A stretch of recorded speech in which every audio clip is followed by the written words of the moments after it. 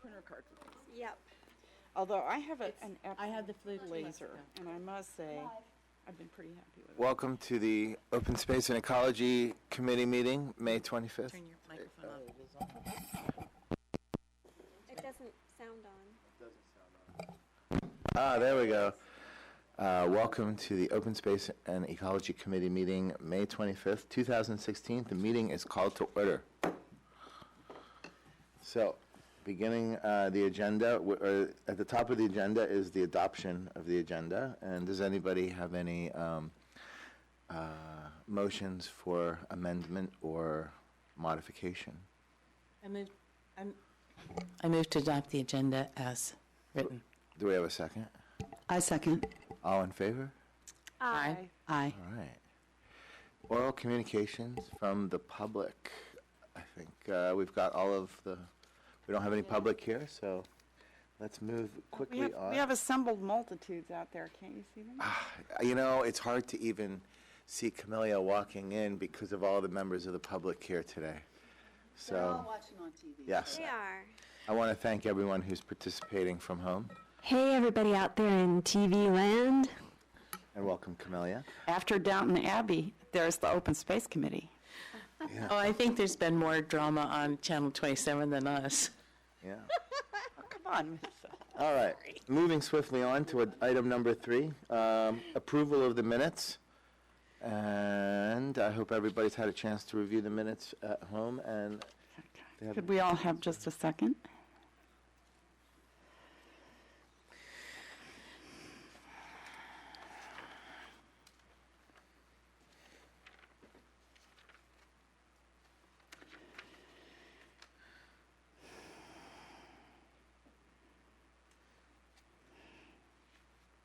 I love that Salmon would like to discuss garbage. It just cracked me up when I read that. Could we get the next page, maybe?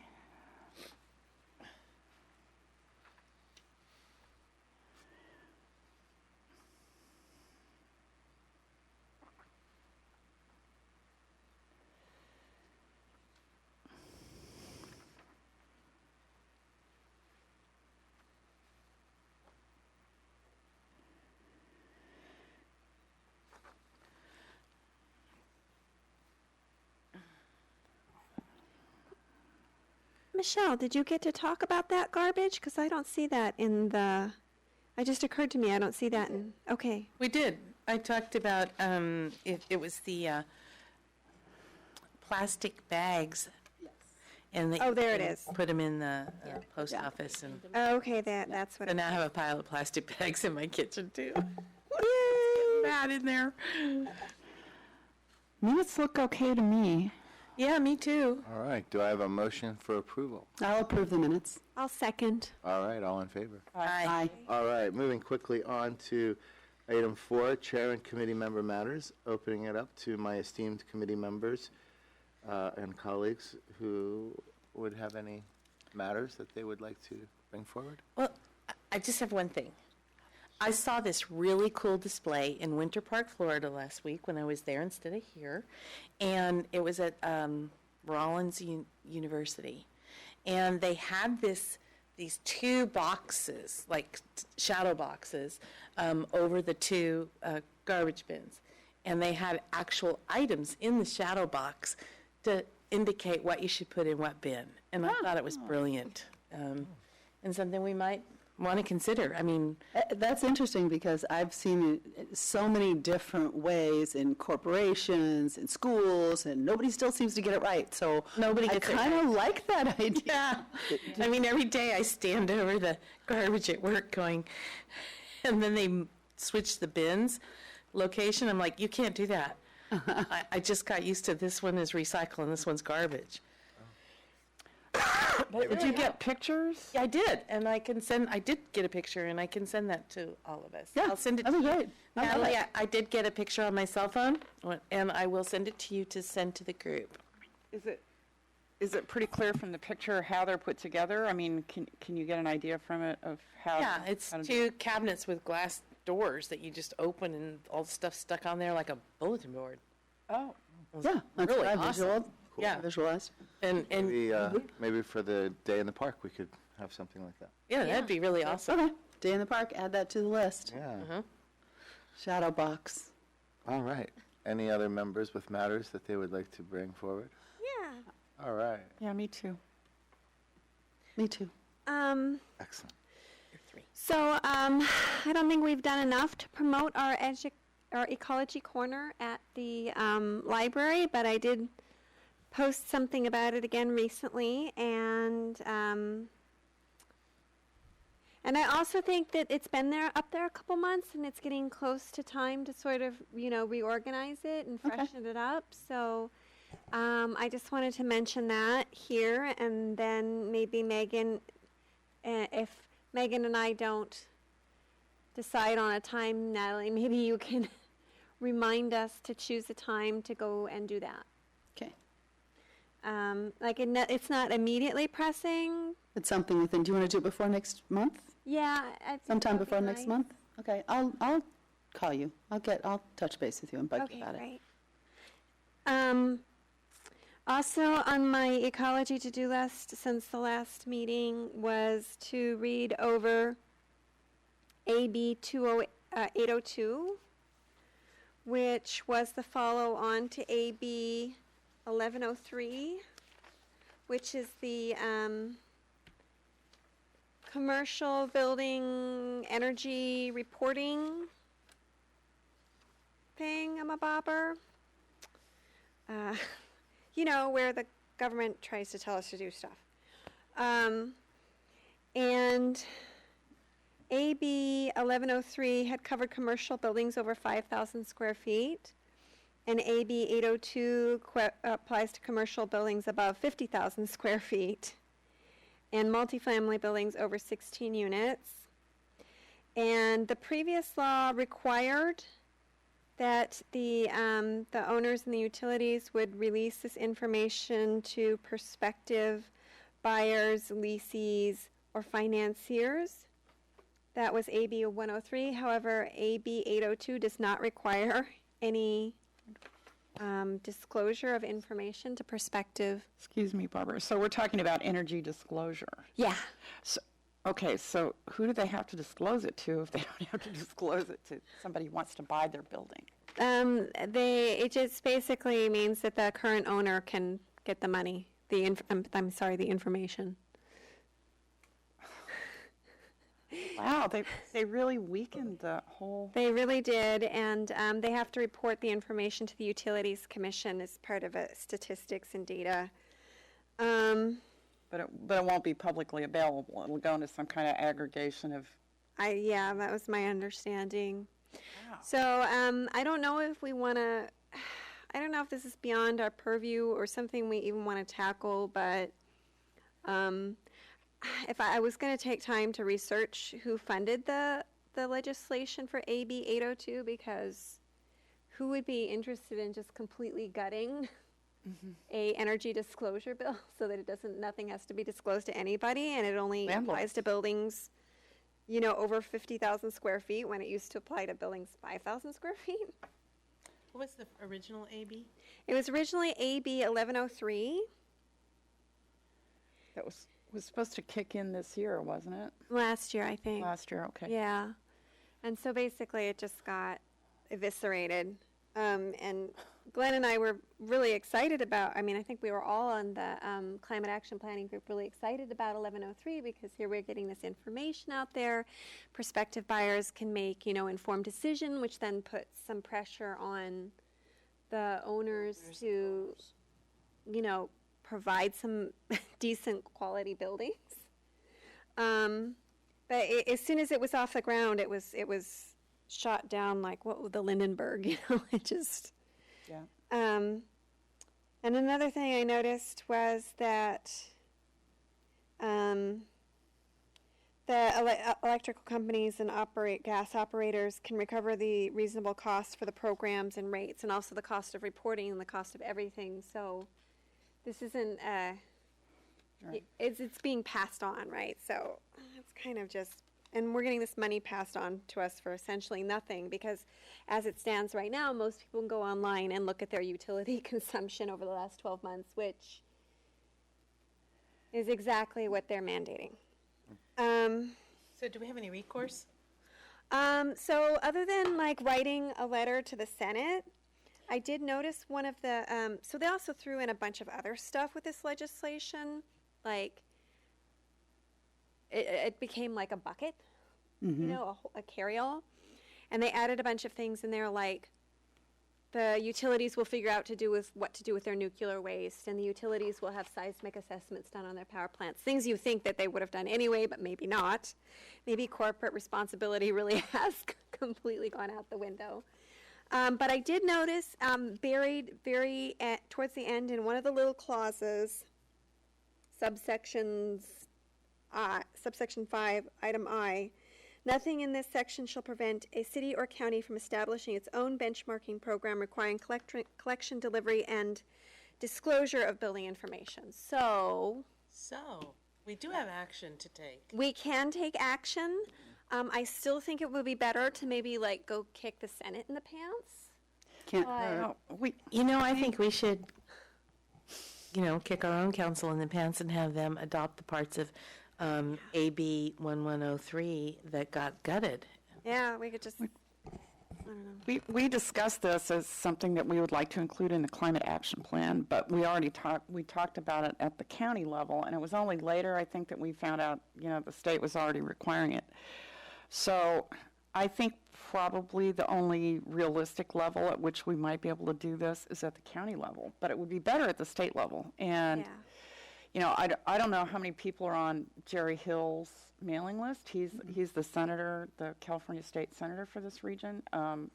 You can get on his mailing list by going to his website and signing up, and he holds coffees on a pretty regular basis, some of them at Madhouse, but, in South City, and if somebody wanted to go to one of those and, armed with what happened to the relatively decent energy disclosure bill that we used to have, he might be able to say, and I kind of agree with Barbara that might be a better way to do it, especially because the state, Jerry Brown announced these much bigger emissions reduction goals for the state. So, there's nothing to stop us from working on multiple fronts, but it's pretty slow getting anything done at the county. So I think if anybody goes to see Jerry Hill, that would be a good thing to ask. Yeah, I think maybe we should work on multiple fronts because we can do it in the city, but then there's always going to be that, I can already hear the outcry of, uneven regulatory environment, and you're placing an unfair burden on us, and everybody's just going to go buy buildings elsewhere, which is, I think a lot of that is blowing smoke, but I do too. we're still going to have to listen to it Well, and let them suck the life out of us. why don't we take a three-prong approach and write a letter to Jerry Hill from the Open Space and Ecology Committee, write a letter Okay, to the yeah, county we from will. the Open Space and Ecology Committee, and write a letter to our city council. Can we write the same letter? Some of it's going to be the Some same. of it's going to be the same, but our city council, we're going to encourage them to take action to enact ordinances in accordance with what So, can I got jump gutted. in? Can we do that? We're making a list of things that we want to talk to our liaisons about because we're looking at residential and commercial energy disclosure ordinances. So we're kind of, we want to get our liaisons on our team before we go to the full council. So we're kind of trying to get there. And I also just want to talk about these two bills that I just did a quick Google search of 802 versus 1103. And it does say no statewide energy use disclosure requirement in 2016, but in 2016, the California Energy Commission will engage in a public process to develop regulations and establish a new reporting infrastructure for the new program under AB 802. And what it says the problem was with 1103 is it requires disclosure based on sale, lease, finance, or refinance of an entire building, and it was impossible or next to impossible to get that information from tenants, because tenants are the one paying the PG&E bill. So that's what this new, so maybe we should dig a little more. That's a perfect thing for our subcommittee to do, dig a little more into what the issues are with this, and we are going to talk to the council about what regulations we want here and whether we can get the county on board with what we think we should do. Yeah. So, I didn't read what you read. I read the actual text of 802, and that's where I got this information. I didn't read a editorial about it. Well, I think Karen is right, though. Let's first Sure. talk about it at the next Climate Action Plan meeting. And we haven't set a date for that, have we? I believe we have. I think I have it on my calendar. Maybe I missed it. No, I think Actually, it's next tomorrow. week. Tomorrow, is it? You're kidding. but we can delay, we kind of have a short agenda, so if you guys didn't know, we could reschedule. Yeah, tomorrow. Talk about that after. Okay. Yeah. I also wanted to share an interesting article I read out of the LA Times. I can send Natalie the link if you're interested. And it was all about how California is going to have the most strict shower regulations in the U.S. But it was really interesting to me because as I read through the article, Water conservation. yeah. They're also reducing the faucets from 2.2 gallons per minute from 2.2 gallons per minute to 1.2 gallons per minute. Oh. And that is expected to save 154 billion gallons over the next 10 years, which is 4 times as much as the shower, as the changes that they've made in the showers. And so I have been on a multi-day, multi-hour hunt to try and find. And it's interesting what we talk about the regulatory environment, and really not very many people are making 1.2 gallon per minute aerators at this point. They're still pretty much what's on the market is 2.2. So get them while you can. If you don't want to go to 1.2, okay, but I've been doing my searching and But nothing is mandatory for people to adopt, right? So no one is really changing their faucets, their showers. I mean, I spoke to the city of Brisbane a couple of weeks ago about bathtub remodels, bathroom remodels, and unless you're doing a whole bathroom remodel, you're not even required to install water-efficient toilet and shower heads. So even if you're just replacing your bathtub, they don't require you to make these changes. So, like, nothing is being enforced, unfortunately. well, yeah, I didn't look into the enforcement of the new faucet standards. I just saw what they are and said, oh, I'm going to do that. That's the kind of person I am. It's really great for people that are taking the initiative to do it. Unfortunately, the majority of people just... Yeah.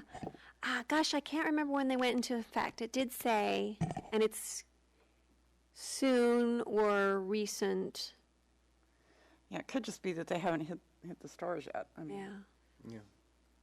Yeah. But for whatever reason, that the products are at least not getting ahead of the regulations. They're lagging some amount behind.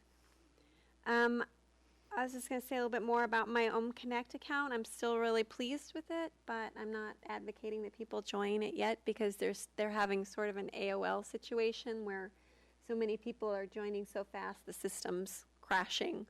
But I think eventually I'll expect you guys to all join in due time. That's it for me. All righty.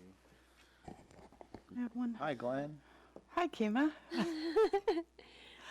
I'm not sure this is the right place to bring this up, but I'm wondering if the Open Space Committee would like to do a STAR article at some point, or other publicity measures about neonicotinoid pesticides, which, the evidence is getting stronger and stronger that it's really bad for honeybees, and, this is something that people can avoid. We could also talk to the hardware store and see if they would take neonic products off their shelves. I personally have not looked, but I just wondered if the committee might be interested in that. Just anecdotally, I watch bugs out in my yard pretty, I wouldn't say scientifically, but pretty regularly, and I've hardly seen any bumblebees this year. I haven't seen any either. Yeah, And they're usually out right around this time of year. So you haven't seen them either, huh? I haven't seen. I've seen maybe one or two, and in the past, there have been a lot more than that. We've seen some, because, we live near a hive that's reestablishing itself after being cleared out last year. But nothing like compared to what we normally have. Yeah. So who knows what's doing it, but those pesticides are getting more implicated all the time. So I wonder if we want to do some consciousness raising about that. I think that'd be a really good idea. I mean, people love honey, and they, Could we do a general bee thing with maybe Sure. a good focus on the pesticides, Yeah. but also touch on some of the other topics? I didn't vet it at all, but the article floating around the internet says that 44% of colonies died last year. So, In California, was that it? I did Don't not remember. read through the article, but that was the headline. And you can only headlines are only worth so much, Yeah. but it's there for whatever you want to think about it. So how do we want to do this, and who wants to do it? I'm not volunteering because I'm probably going to be leaving town shortly, and I'm on enough subcommittees. Yeah. Yeah. I feel the same way. I am barely keeping up with the things that I've already offered to do. So, I'm happy to take some of it on. If someone wants to work with me, it would be great. Yeah, I'd be happy to work with you. If you want to either send me a draft and I'll edit it, or we can Okay. work on it together, and I'll look up and do some research that sounds great. and then send you a draft and we can kind of discuss it.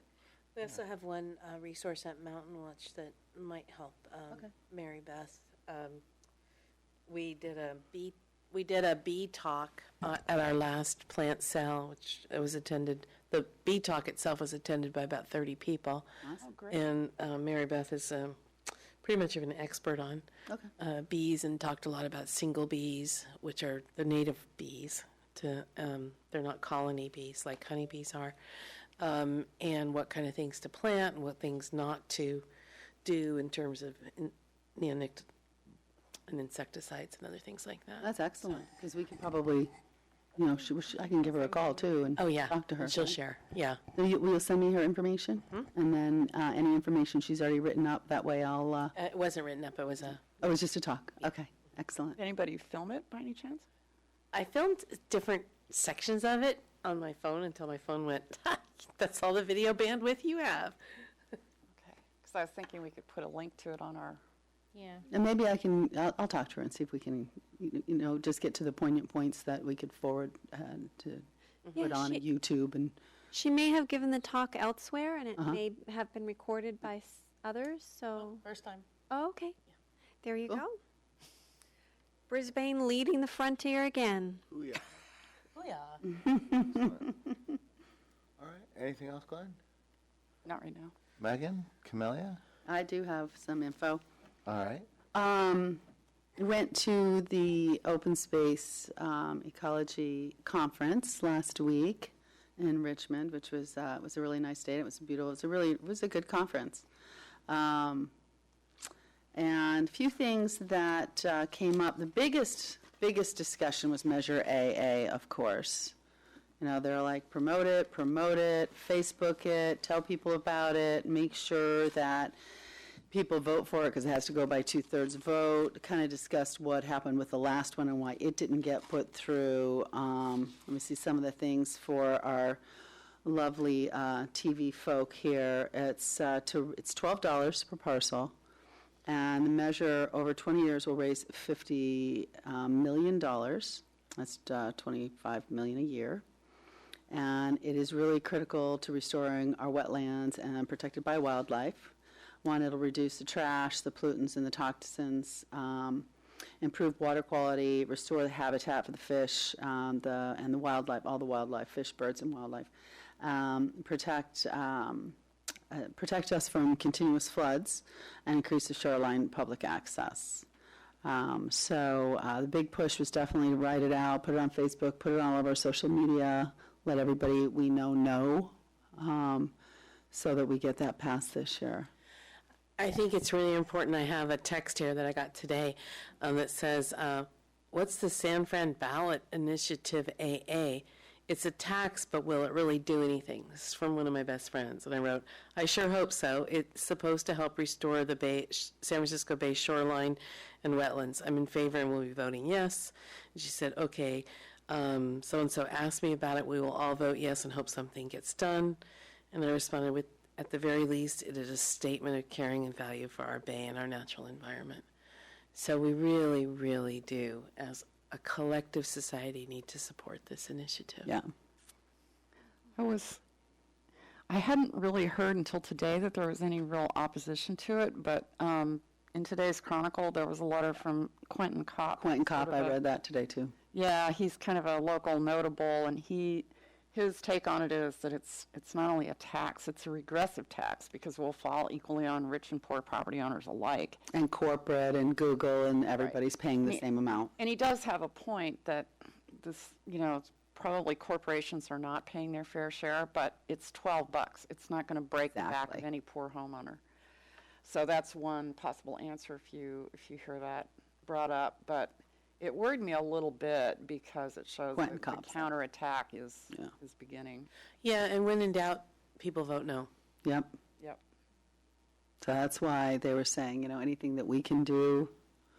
I don't know if we can do anything as a committee. Is the committee allowed to do like an endorsement as a committee on like let's say the Facebook Residents of Brisbane Facebook page or somewhere else on the City of Brisbane page, and then we can forward it? We can recommend to the council that they take a position on something. In fact, the council has done this in the past. They took a position on something called Prop 23, which was an effort to suspend AB 32. I think that was in 2010 or something like that. But the council did take a position on it. I don't remember exactly what they did, but they did. You can look it up. So we could vote to ask the council to do that. So given that the elections are on June 7th, meaning we only have like 10 days, Yeah. can we ask the council like in writing? Or we How do we don't have ask? time for the I next council forgot. meeting. We don't have time. I don't think we have time. Do we have time? I don't think we have time. They're finalizing the agenda for that meeting next week now, today. Sorry, I forgot about the June. Well, I think what we can do is we can put up yard signs as individuals. Yeah, you can do whatever you want as residents of, Residents of Brisbane as an individual, but not as a council. not as a committee, because that could Yeah. be a virtual meeting, Right. That's what I was concerned with. yeah. But if we vote on it today, can it be posted on the City of Brisbane website or No, I mean, Facebook that would page? take the council saying that they would be okay with that. They have to. Yeah, we're a committee, not a commission, so we don't have any legislative powers. So my feeling is from previous things is that we cannot do that as a committee. Okay. So what my suggestion is that each of us kind of look at the Measure A and just a few minutes on Google, and each of us kind of put together a blurb on our own Facebook page for all of our California friends. Is this California? That's one question I got. I mean, I already, submitted my vote, but is this for the whole California, or is it just the counties around the Bay? I guess It's the that's nine. Oh, it's it's in 9 counties, you're right, It's sorry. 9 counties around Yeah. the Bay, right? 9 counties. It is in 9 counties. All right. Yeah.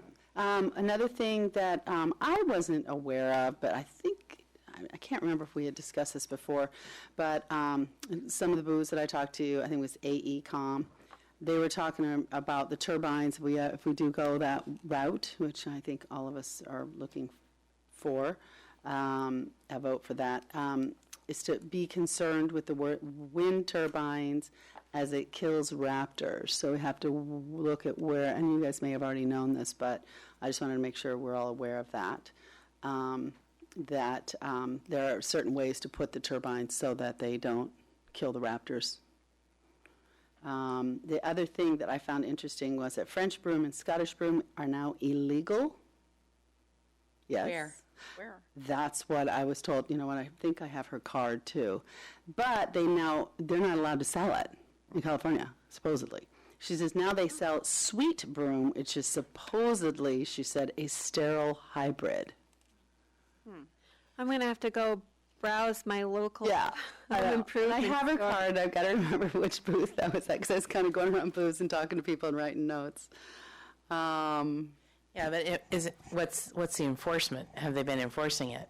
You know, Well, whether it's illegal and being enforced, she didn't say it was being enforced. She just said it was illegal. for a long time, it's been illegal to import it into California. Yeah. Like you couldn't buy it from an outside plant company, but it was still available here. Yeah. Yeah, I don't think California has any invasive plant legislation that I know of. I was at a Native Plant Society plant sale a few years ago, and I was talking to the Native Plant Society people there and saying, you know, why have you guys tried to introduce any state laws on invasive plants? And she told me that they hadn't so far, and I've never heard of them. So, I'll find out. I'll go back. You know, I've got her card. yeah, that's curious. Yeah.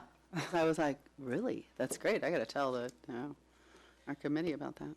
I'm not sure, but I think there are some restrictions. I know there are about citrus, and there may be about a few other plants of being able to ship them into California, like Oh, if you're yeah. buying them by mail order. Definitely. But within California, I don't know that holds at all. Yeah, I don't think there is anything.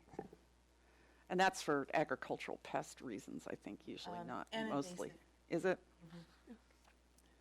Another topic that was brought up, one of the discussions, was that doctors are soon going to be prescribing outdoors instead of pharmaceuticals. That'll be one to see.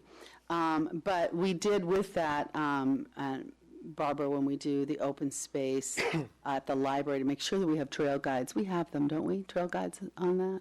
Do we have trail guides? I think we do. Yeah, it's something we want to add when we do that. Yeah. That's a great idea. Yeah, because it's really, the whole thing is really promoting people outdoors. I mean, the whole open space going, public space, getting people, you're really getting healthy by being outside.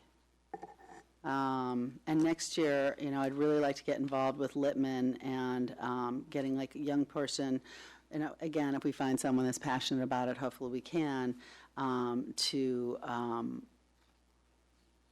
invite them to come to this conference next year. You know, we find someone at Littman who's really interested. I think that was about it. I mean, there was a lot, but it was good. It was a good conference. Question on trail guides. What trails you're thinking about, like a San Bernardino Mountain Park? If we have Yeah. some, yeah. I think the local trails make the most sense for our library. Well, yeah, and that's kind of what I was going to comment on, is that maybe the trails, the social trails that have been built in the acres aren't sanctioned yet, and that's, I mean, I think that's something that we want to deal with as a committee as we go forward, but in terms of them being, you know how a park adopts a trail and makes it a certain width and grade and marked and all of I think that. our only resource for trail guides that we can support publishing, you know, in that is the county park trail map, Okay. which lists all the trails. Though, Yeah, I as think you that call there's a them, process local that and has to social happen. trails, those will not be approved by the county because the county cannot maintain them. Right, and even if they're on city property now, some of Some are, them- some aren't. some Access, cross some of them private- are, some of them right. aren't.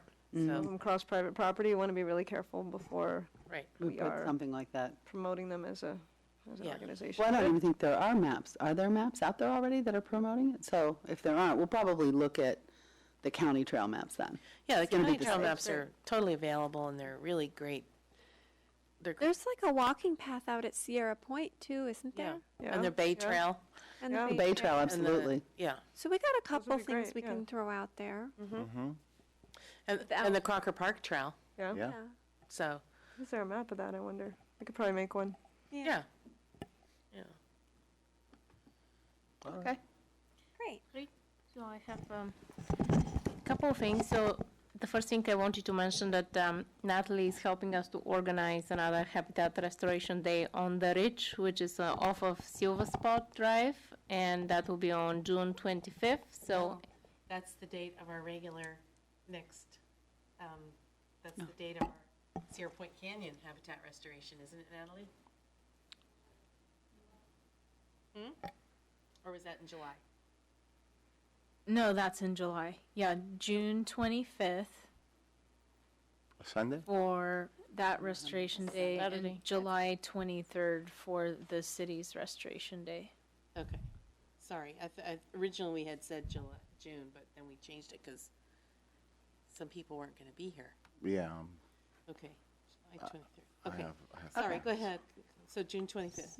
So it's off of Mission Blue and Silver Spot Drive, so we really would like to encourage, I mean, anyone can come and help, but we would like to encourage a lot of the residents of the Ridge to come and participate, you know, from the Landmark, Altamar, and Viewpoint communities, because they all live on the Ridge. And also we've noticed that that part of the mountain is not maintained because the county has limited amount of funds for removing invasives and maintaining the habitat. So the goal of this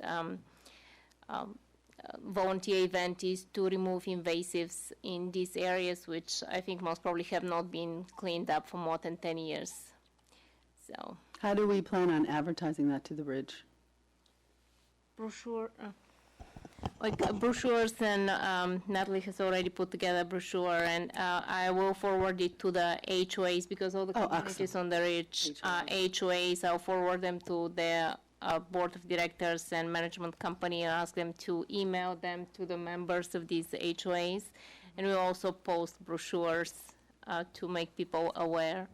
Okay. Natalie, have you gotten together with Ariel from San Bernardino Mountain Watch to make sure that we're participating? That won't happen until next week. Okay. It's a lot of broom there and a lot of broom pulling, which it really needs to, Yeah. and it's hard work, but it's really rewarding because you really can cover a lot of ground quick if you have a good group working it. Should we go back to, because I noticed this time we didn't have any school groups and we didn't have any, the chamber people. I know the hotels had done some with us in the past. I don't know if we didn't get in touch with them or they just weren't able to. I did get in touch, and they couldn't make it. Okay. So I let them aware of the other restoration Good. days that we have. Give them other opportunities. Yeah. So this event is a little bit different. San Bruno Mountain Watch is the lead. Okay. And I'm just assisting with some permitting and Okay. some advertising. So there won't be food or T-shirts or anything like that. That's fine. So, Artwork. yeah, I think the hotels and some of the other businesses like to come to Maybe we'll do get the a one on the T-shirt. 23rd, and that way they could, Yeah. Yeah. So they have been invited to July, and also they have been invited to Lagoon Cleanup Day. okay. It's in What's September. the date of the lagoon cleanup again? It's September. It's I'll let you know in a minute. Saturday, something like that.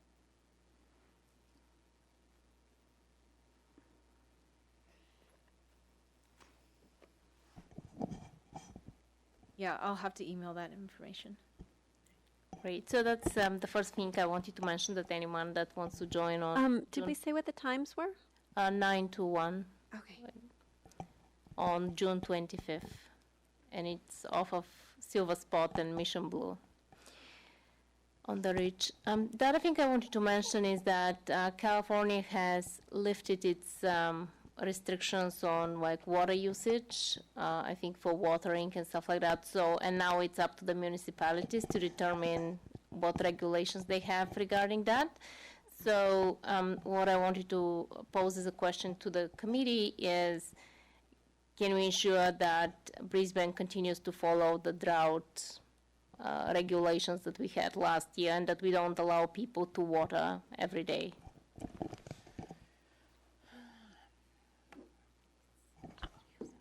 I don't know. You know, I really want people to water their trees. I've noticed that still, even with the rains that we had this past year, that a lot of trees are still suffering badly, and we're losing them right and left. And even city street trees some of them are looking really sad. I thought we were having those watered, though. We were, and I hope we continue to. I don't know if we are or not now. I think they stopped. Yeah, we stopped in the winter, and I don't think we've really, I'll make a note. I think we Talk about it need at the staff to. level, yeah. Like, for instance, the tree that's planted in that little divide right where Visitation, Klamath, where they all meet, you know, by the Madhouse Coffee, that tree is looking really bad. Only there's almost no leaves on it. And some of the other street trees are looking really bad. Yeah. That are city-owned trees or city-planted trees, and then household trees are also looking bad. So I hate to put restrictions on the watering, even though I'm still concerned about the amount of water that we are using, because the effects of the drought are not over. But I'm also very concerned about the long-term well-being of our larger trees. I noticed even the trees out at the marina, some of the large poplars and some of the other large plantings are looking pretty sad. And these are, you know, so I don't know, I really have a mixed feeling about it. I'd rather we continue to, you know, take short showers and be more conservative that way, and, you know, not watering lawns, but when we water the lawns, that water goes into the trees. So I really have mixed feelings about it. So. Yeah, I mean, and Glenn, I know you want to say something. So my observation is, because I live on the ridge and I drive through the Crocker Park every day, and I agree that the big trees, the trees should be watered, but we currently don't have an efficient irrigation system. Like, I continue to see the warehouses, and, you know, whether it's BB or Byrite or anyone else over there around there, continue to water the asphalt and the sidewalks, and so they're watering ivy and all kind of invasive, useless stuff. They're not really watering the trees. So I agree with you. If there is a better way for us to think about, can we make sure somehow the trees are watered, but we're not wasting water on everything else? Because when we allow people to water every day, a lot of water gets wasted on the sidewalks, on the asphalt, on the parking lots. The same applies to our HOA where I live at the Altamark. The same applies to the Landmark. They don't have drip irrigation system. The water just gets sprayed around on days when it's windy, and at the ridge it's windy every day pretty much during the summer. A lot of the water also gets, it's not even watering the green areas, it's watering the paved areas because of the wind. So a lot of water gets wasted. And I've noticed, because I'm on the board of our HOA, that our water bill as a HOA actually went down more than 50%. So tens of thousands of dollars saved on water bill because we only water twice a week. So we saved a lot of water because we're not wasting it on the parking lot and the pavement. So if there is a way, I agree to find a way to water the trees, but not water the ivy and all the other stuff every day, will be really good. I don't know what the solution is. I think maybe we all need to think about it more and decide, but I just don't think we should be wasting water. And the Crocker Park, I've noticed, and the HOAs waste a lot of water. As far as Crocker Park is concerned, I believe Brisbane has had a pretty long-standing policy, maybe even an ordinance, that prevents people from watering the street. And the thing is, it's not, apparently not being enforced. And I think that preceded by quite a long time. It's not being enforced, especially because the watering happens at night, like after 8 o'clock, and I've seen it even in the last few weeks. I mean, who do you call at 8 o'clock to stop these things that are spraying out in the water? And, the police is not going to do it. The city hall is closed, so the water just keeps running down the street. And I don't know, there is just no enforcement. Okay. Actually, there's an app that you can notify the city 24/7 if there's a problem. Can I jump in? Yeah. We have a staff person that has done education. We've responded to a lot of your complaints last year, Camelia, and yes, he does work during the daytime, but we've tried to I don't know that we find anybody, and he's very diligent about going out, making contact, educating, finding the person who actually is responsible for controlling the irrigation system, because sometimes they have a landscape contractor.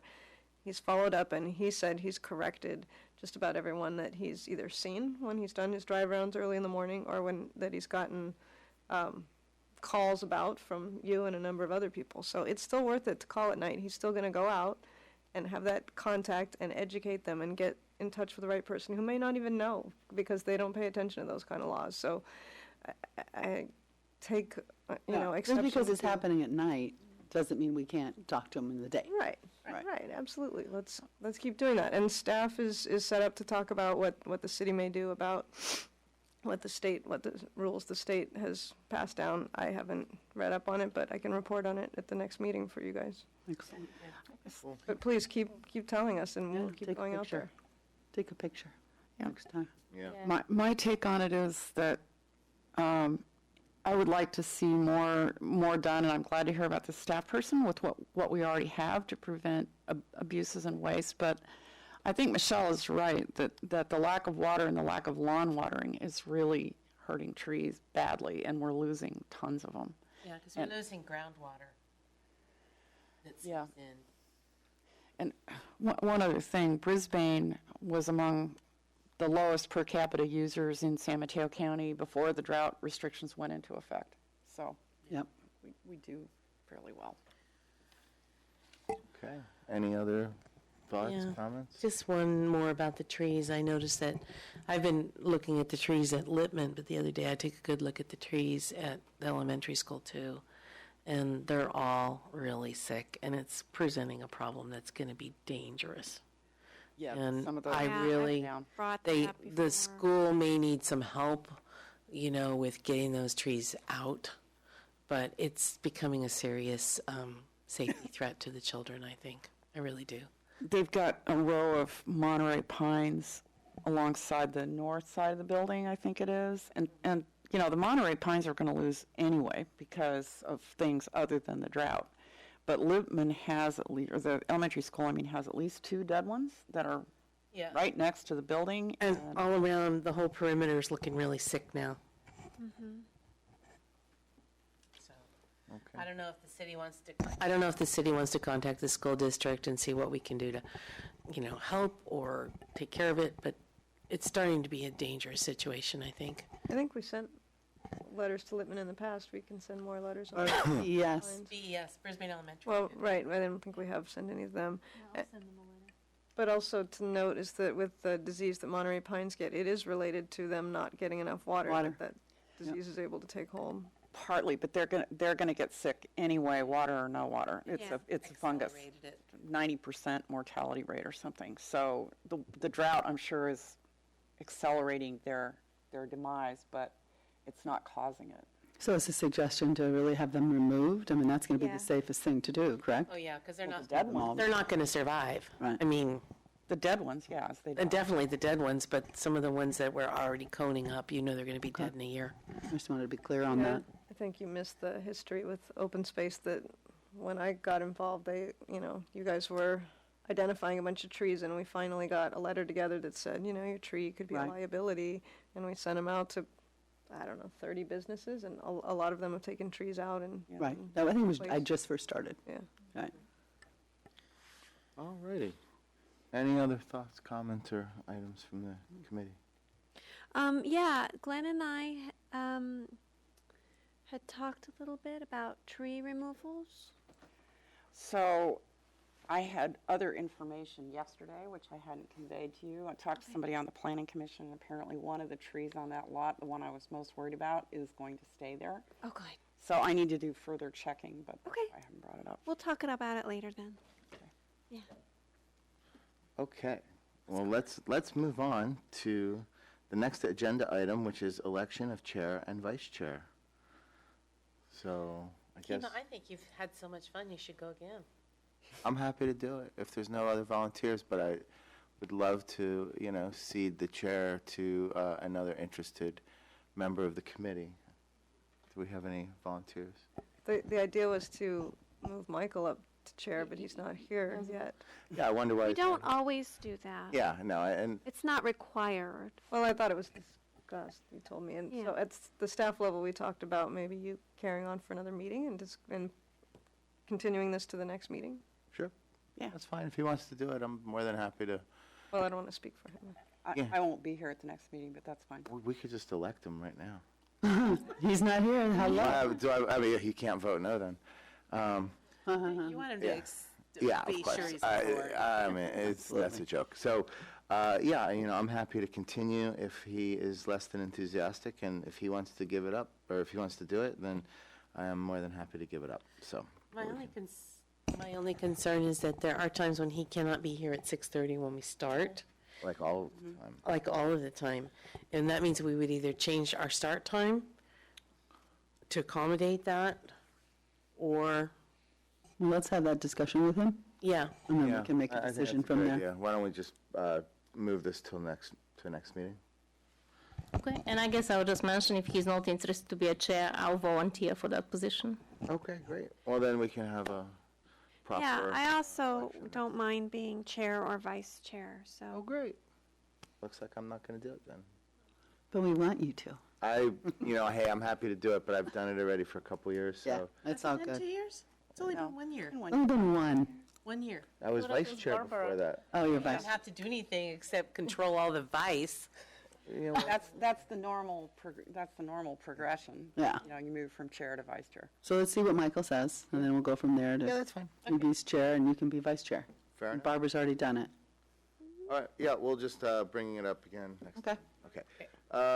So finalizing the Baylands use recommendations letter. So I had an opportunity to review it. I thought it was really good, and I think we have the final draft here. Or do we have any? What's the format, Natalie? Do we have updates or changes? So. Oh yeah, there we go. I offered to read it, and is that what you've got? This version incorporates the changes, the comments that we got from other staff members, and then a couple of little suggestions that I had. There were a few comments that I wanted to have the authors clarify. So, Oh, gosh, I don't think I reread this because I thought it oh was no, the same. I just did it. No, I I'm didn't sorry. either. So can we go through that So this then? is new then? Yeah, it's not a lot though. Okay. And then we do have Camila had a couple comments that we want to talk about. Okay. So these first ones are tiny. That's all look fine. at it now. Yep, Fine. Yeah. Offline. that one's looks Nothing there pretty at good all, too. maybe a comma.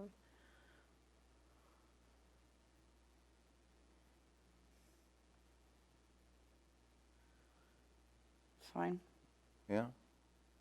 Wait, go back. The Sorry. windsurfing one is that. For activities such as windsurfing. Yep. Okay. You got a format issue on the previous page. There should be Yeah. space. Between the, Oh, A yeah. carriage return between life and equality. Equity. Equity, sorry.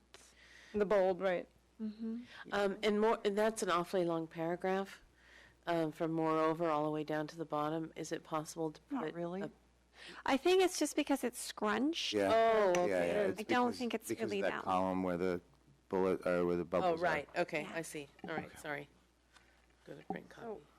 You were going to write something, but I wanted to hear rather than say, I thought we were going to draft this, but many people in Brisbane and countywide would like much of this energy to be produced within the county, is that the Peninsula Clean Energy, I think that's one of their founding principles, pillars, so why don't we make it stronger and say that Absolutely. instead of would Sure. like. That's great. thank Yeah. you. So we can put that in, whoever's the chair will, so you can look at the last version. I don't know, it's just a semicolon there, I think. Mm-hmm.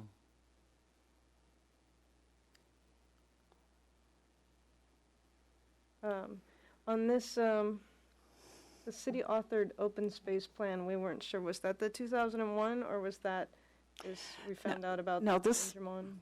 This was from, I wrote this part.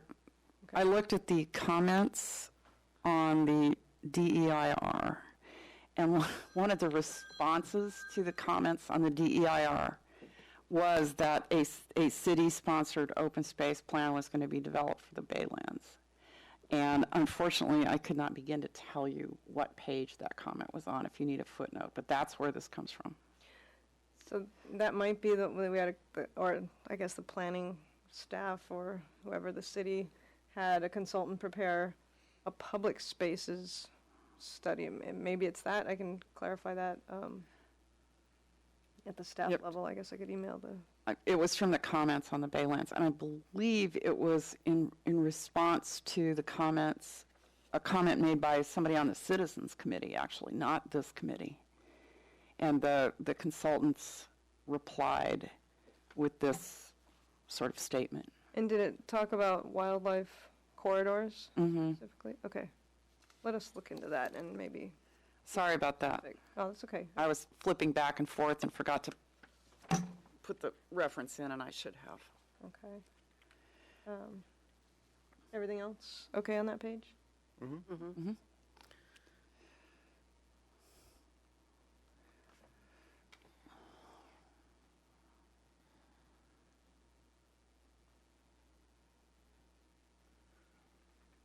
Looks good. It's fine. Nothing big there. It's fine. This was, I just changed unaddressed to largely leave it alone, because you sort of did address it a little bit. It's okay with me. And just changing cement to concrete. And then the, just changing allows for to converts to, and when, so you're talking about the One Planet Living has a greenhouse gas emission expectation, and that converts to 8 miles of round trip, or, and this was where it wasn't clear, 50% of the current average Baylands commute. Did you mean the projected? Because is there a current Baylands commute? I don't think there is. So is that a projected? No, I think that was in the sustainability plan, and I think they were using the commuting data for like the people who work at Recology and stuff. Okay. I could go back and double check the sustainability plan for clarity. Yeah, I'm guessing that might be county or state, but I'm not sure. Yeah, I'm pretty sure it's specified Okay. Baylands commute, but I'm happy to go double check it. Okay. I think that's about it.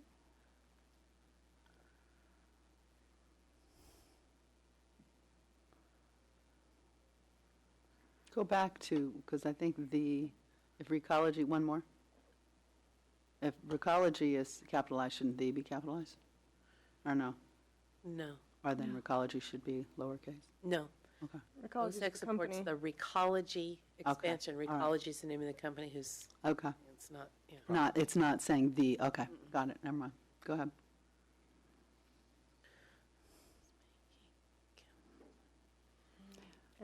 I would leave out the it,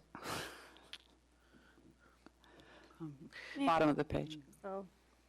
A Okay. possibility, not an possibility. Yeah, and Yeah, it should be A. It should be It's- a, not an. No, I think it's, and And- possibly even the Oh, and manufacturer possibly, Oh, yeah. okay, of sorry. recycled I paper. thought it was, okay, gotcha. And possibly. just rather than saying building twice, construction of building. Yep. PG&E to clarify the Martin substation. Yeah. Thanks, Karen. In Those that are- case, when we're excellent. specifying the Martin substation, should substation be capitalized? We can, yeah. It just probably should be. Thanks, Karen. Sure. Yeah. I Nice have job. I have a feeling that No. this wasn't. I'm just not sure this was the most recent copy. I have to go double It was check. what you sent Yeah, it is. us. It is? Yeah. Okay. Also, Because there was some corrections she made in there that I had made in the copy that I sent you, which I'm not sure. I'd have to look at it. Well- It's pretty minor stuff. so mine were just clarifications, but we should talk as a committee. Yeah. Camila had a couple that were. Yeah. Substantive, yeah. Yeah. Put those up Do you want to on the screen. read my comments, or do you want me to speak about? Oh, you have it. Okay.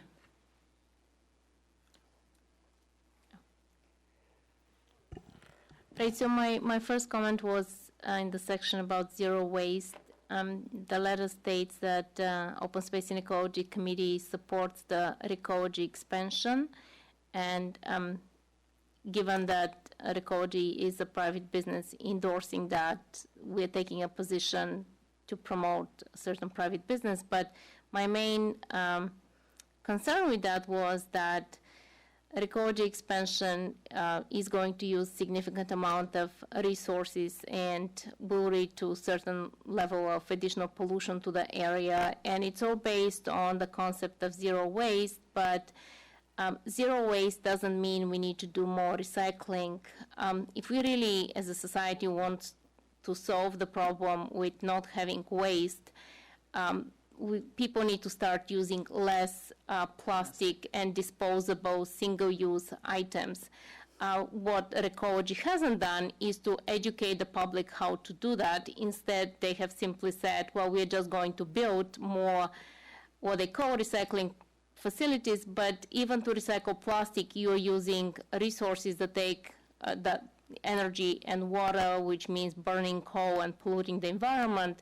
And even recycling paper and plastic, plastic is recycled by burning it, so you're releasing CO2 and other pollutants in the environment. So I am against endorsing in this letter the expansion of ecology for the reasons that it is a private business, and I don't think that our committee should be endorsing that. And second, because the ecology expansion is simply encouraging more wasteful lifestyle of using single-use disposable items like plastic bottles, plastic containers, canned food, coffee cups, and all these things, which can easily be eliminated if people start, or people are more mindful and don't buy these single-use plastic containers. Very simple example is when you're going to the coffee shop, you can either request a ceramic cup or you can bring your own coffee mug if you're taking your coffee to go. Instead, people are using, single-use coffee cups. So I am against endorsing the ecology expansion in this letter. So that's my first. Are we going to respond to these one at a time?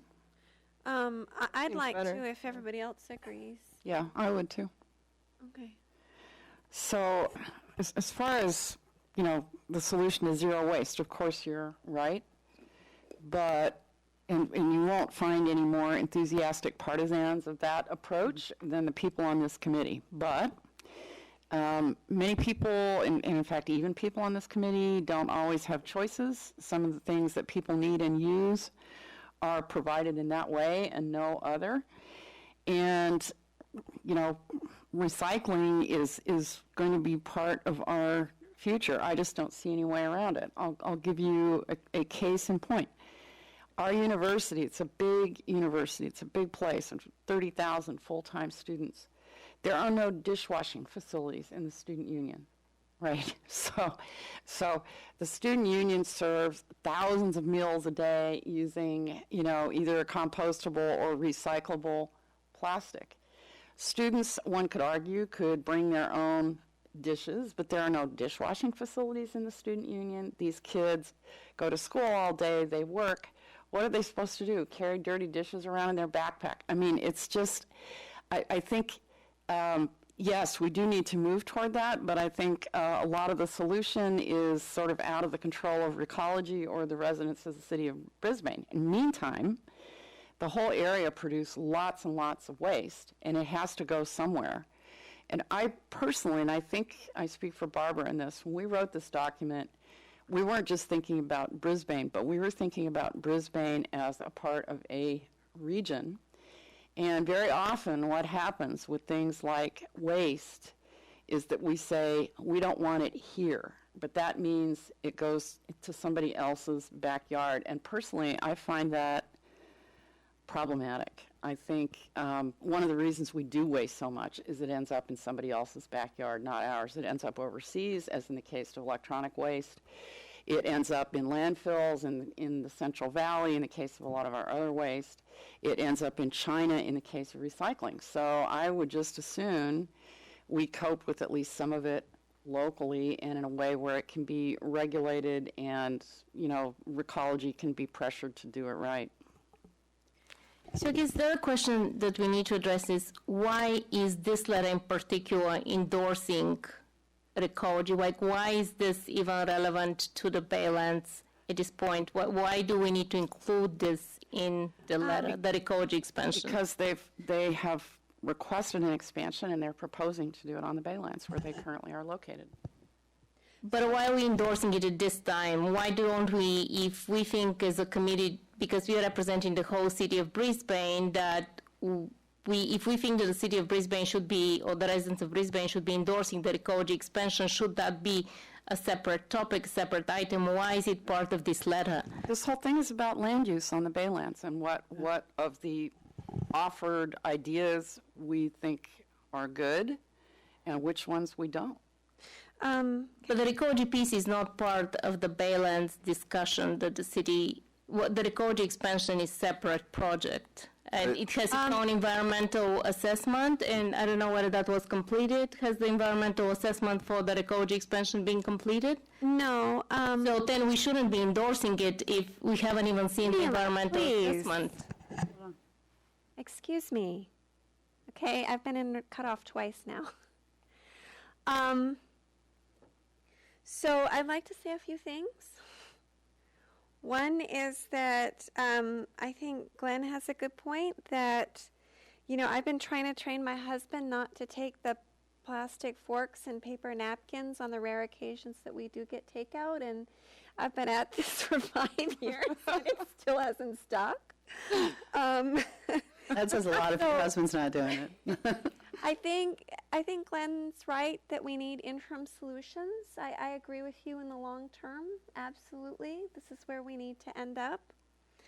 And also while Recology is looking to expand their facilities on the Baylands, it is primarily a consolidation of facilities. They've got facilities up in San Francisco. They're looking to move to Brisbane. I'm familiar with that. So I don't think it's a question of, this company just growing and growing and growing. They're moving pieces around because it's more efficient for them not to have to truck to multiple facilities. And I'm not sure what Recology has to do with burning plastics. That's what's involved in plastic recycling. That's the process of plastic recycling. And if they plan to do that anyway in this expanded facility, it will pollute the air and the water, and part of the waste is going to get dumped in the Baylands. So do you mean melting plastics as opposed to incinerating them? Both processes, I call it burning plastic, but Okay. yes. Yeah, because as I understand it, there won't be any incineration. If the melting of plastic causes some release of gases, then I think we definitely need to look at that intelligently. I would agree with that. And that's exactly the point that I was They trying. just sort it on site. I don't think it's actually, but that's a good point. We should double check. Right, and that was my whole point, and that's why I guess I want to take away the debating if disposable items and stuff like that. But my whole point here was the ecology expansion it's a separate project that has its own environmental review, which was approved by the city council to be completed. My understanding is that we haven't seen that environmental review. I'm not sure what the timeline for its completion is. So my whole point is that the Open Space and Ecology Committee should not be endorsing a project which doesn't even have its environmental review completed, because that's a separate project, and that's why my suggestion is to remove this from the letter. Instead of removing it altogether, could we possibly change the language to say something like support The concept. or the support the process of through the DEIR of the Recology expansion or something like that? Yeah. I have a question. So, in the DEIR, didn't it have like a variant? Like there was the community plan, Yeah. and then there was the Recology expansion variant. That's And right. so it does actually impact on the overall land use, because Definitely. Because, it is the what's chosen for the Baylands will impact whether Recology has the space or ability to expand. I tend to split the difference where, I think that we should look into it more, but overall, I think Recology does good work in terms of resource recovery and landfill mitigation. So I support them, being able to do that work in a more efficient manner. And we should look into see whether, there is toxic release or any kind of gas produced by the problem. But in the end, I would imagine those can be mitigated too. So Maybe we could say something like, we support the concept of Recology expansion and, pending proper environmental reviews of all processes. I mean, I don't, as I understand it, they're mostly talking about expanding their current operations. Their current operations, to my knowledge, don't include any actual plastic recycling on the site. Rather, what they do is bundle it. They will be making compost. I'm not sure if they're going to do it there or not, and they have been talking about biological waste to energy that is similar to what's going on in South San Francisco. Yeah, I think they're adding an AD. Yeah, and Barbara and I also suggested maybe there are some industries using some of the raw material that comes out of Recology that would be acceptable for the Baylands. But I don't think, but we said that separately from Recology. I mean, we're assuming that Recology is going to be there, and we said this is what might happen on the Baylands with some of the materials that Recology produces. So, Camila, could you be happy with what Glenn said, that, because I would like to support this unanimously if at all possible. I do value your opinion. If we can support the concept and further study of the Recology expansion, would that address your concerns? So there is an environmental review that it's in progress. We don't know what the Recology expansion would include and how much resources it will use. The other concern that I have is that whether it's composting or using the same process as South San Francisco scavenger, it's very water intensive. Where is that water going to come from? All that was supposed to be evaluated as part of the environmental review. So I'm okay if we say we support recycling, but I do not feel comfortable endorsing Recology expansion without having seen the environmental review, which is in progress. I believe that we should wait to see that before we make statements that we in support of certain private businesses expanding without knowing what impact that has on the resources of Brisbane, because Recology expansion will be using resources from Brisbane in terms of water and energy, and then we don't know what the byproduct in terms of toxicity, whether it's air or land or water, will come out. All that was supposed to be clear from the environmental review, and what I'm suggesting is that in this document, we may state we support recycling, but I don't think we have enough information to be in support of the Recology expansion at this point of time. Could we say a zero waste recovery facility and not make it business specific? The other thing I want to point out, though, is the anaerobic digester is not water intensive other than the initial setup. They use the same water over and over and over and over again. We took the tour of the one in South San Francisco, and I specifically asked that question. And they do not keep replenishing the water supply that they use in the anaerobic digester. It is one water supply that keeps getting refiltered and reused. I think the one in Redwood City, they had to add tiny bits of water too occasionally, but it's pretty efficient. Again, this is a digester. There'll be different parts of the recycling process. I don't feel like we need to speculate on what parts of the recycling process will be there and what resources it will involve. All these answers were supposed to be provided by the environmental assessment study. my point is we should wait for that before we make any endorsements of Recology's expansion. Just to echo Kima's point, we have been asked to present our comments on land use, and that includes our comments on the choices, the options for land uses that were considered in the DEIR. And there was a variation with a Recology expansion in there. And so I don't think we can really ignore the issue or wait. I do think we can hedge our statements so that we can say we support the idea of Recology's expansion pending a full environmental review, which doesn't, How about investigation?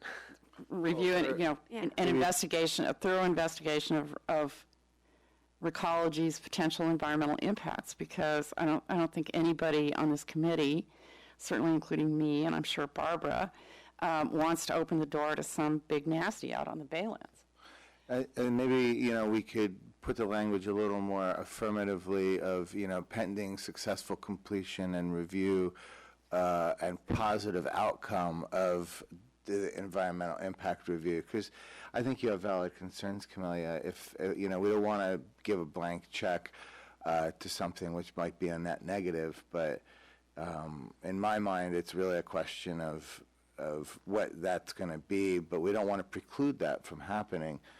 And so I think calling it out, but being very clear that it's pending a full review. We just don't want the door to close on that option because it could be a benefit ultimately.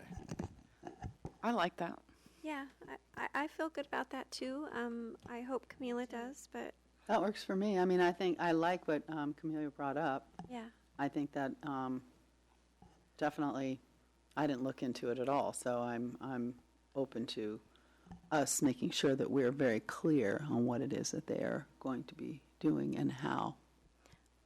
Right, I guess then the last question I have for the city staff is, while we ask to support certain type of land use if there hasn't been a full assessment of, or there is a separate project that is assessing that land use right now,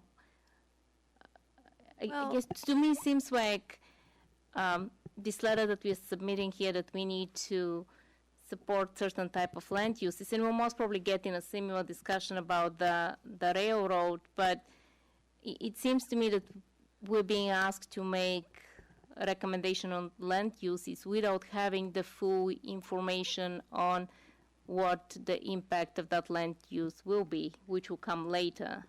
Yeah, well, at some point you have to make a plan of what you think you'd like to see, and then you have to see if the facts bear it out. Because if you just lay it open to everything, then you end up with, a lot of people running down and spending a huge amount of effort chasing down things that are not even what the city or the people want. Yeah. So.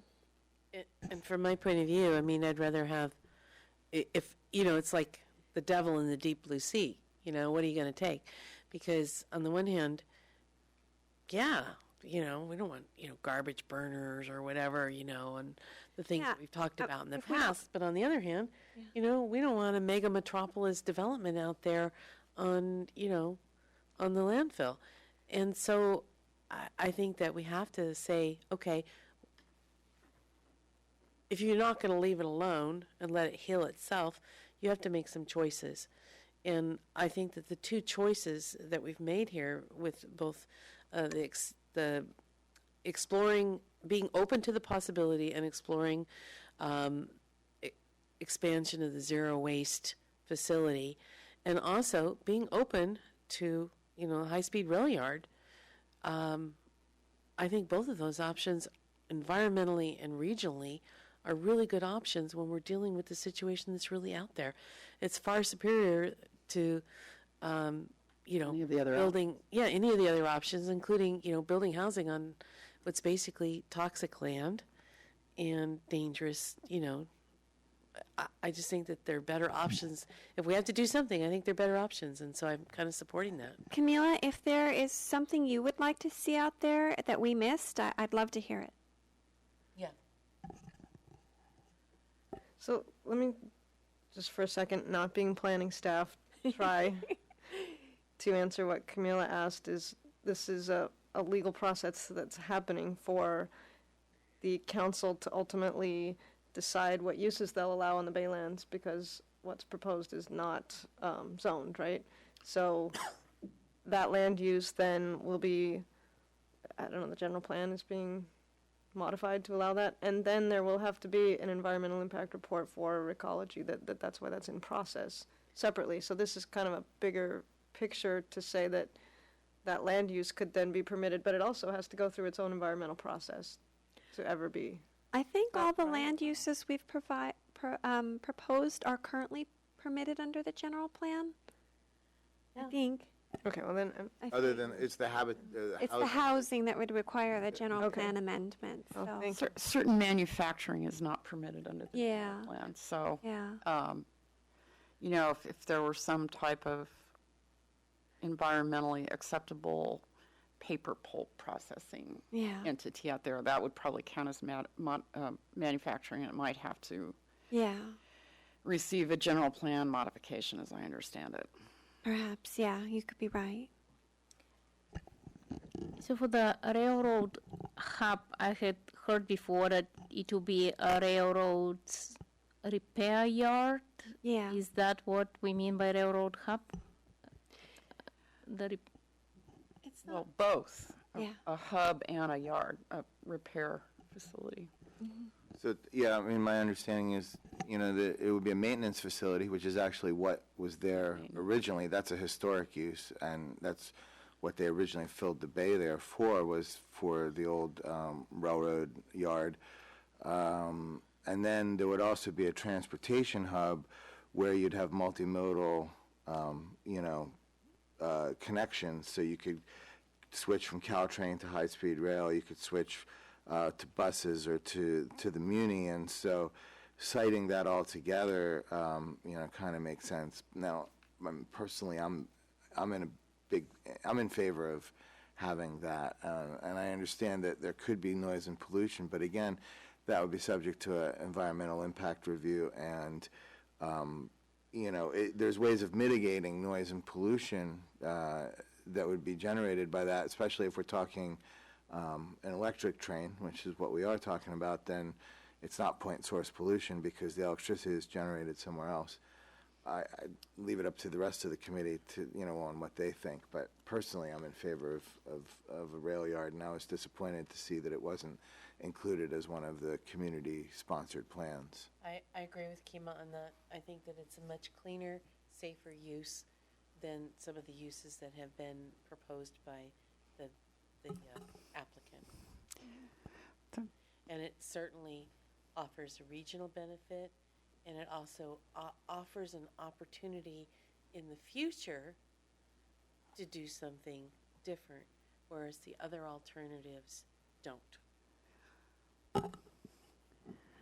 It seems to me that if we're going to reduce carbon emissions from transportation, which are the biggest single source of carbon emissions in California, that rail is the only way to do it. And, rail cars have to be maintained somewhere. They have to be meshed with other kinds of transit. And, thinking about the Bay Area, there aren't that many places in this whole Bay Area where you could have a sort of maintenance and repair yard that they're certainly going to need for the high-speed rail system. So, again, provided the noise could be mitigated, and actually John Christopher Burr, who lives here in Brisbane, is a musician. I've had private conversations with him in which he talks about some of the ways to mitigate noise from rail. So they're out there, and Baylands are a really good place to put it, and I can't think of any place else in the Bay Area where you could put it. Yeah, I don't think it's even going to be there. From the little bit I read, and it's all very preliminary, it could all change. This is not going to be their primary maintenance yard, Oh, yeah? but they're going to have other larger maintenance yards elsewhere. But, when the train gets to the end of the line in San Francisco and it's got a problem, they need somewhere to take it off and fix it before they set it back south again. Yeah, I mean, my understanding is you generally need a rail yard at both ends, and then you would have a larger rail yard somewhere where there's more land, like out in the Central Valley or whatever. But basically, both ends need some little bit of maintenance. I think one other thing that, you know, we haven't touched on, but there's a potential for substantial economic benefit by Brisbane taking that on, which could help revitalize other economic sectors or provide other opportunities for the city. So we shouldn't, you know, omit that part, that there's other benefits in that regard. Yeah, and it could really, in the long run, help cut down on the amount of pollution from SFO, because the high-speed rail could replace some of the shorter transit flights. And having experienced the superior public transportation in Tokyo and Japan, and their high-speed rail, electric rail, and, you know, we were within a few blocks of the, you know, one of the major train stations in Tokyo, and you really didn't experience that, no. So I'm very open to it, and I think that I honestly think that overall it would not produce as much negative effect as what the current other options that were presented from the developer would. And so I don't endorse this lightly. I've thought about it for a really long time, and this at least leaves other options open in the long future, the 100-year future, whereas total development of that area does not.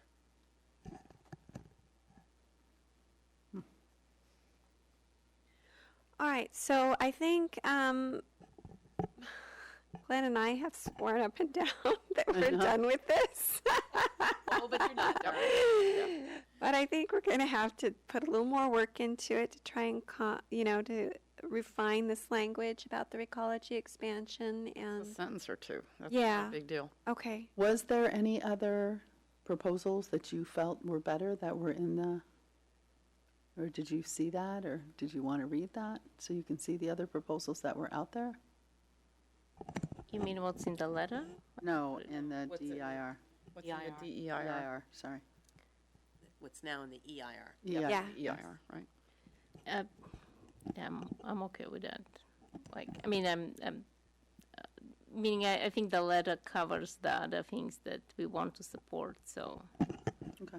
yeah, So- my main concern is about endorsing the recology expansion without having seen the environmental review. So, So were you can okay? update that, then it would be okay. And then you were okay now with the transportation?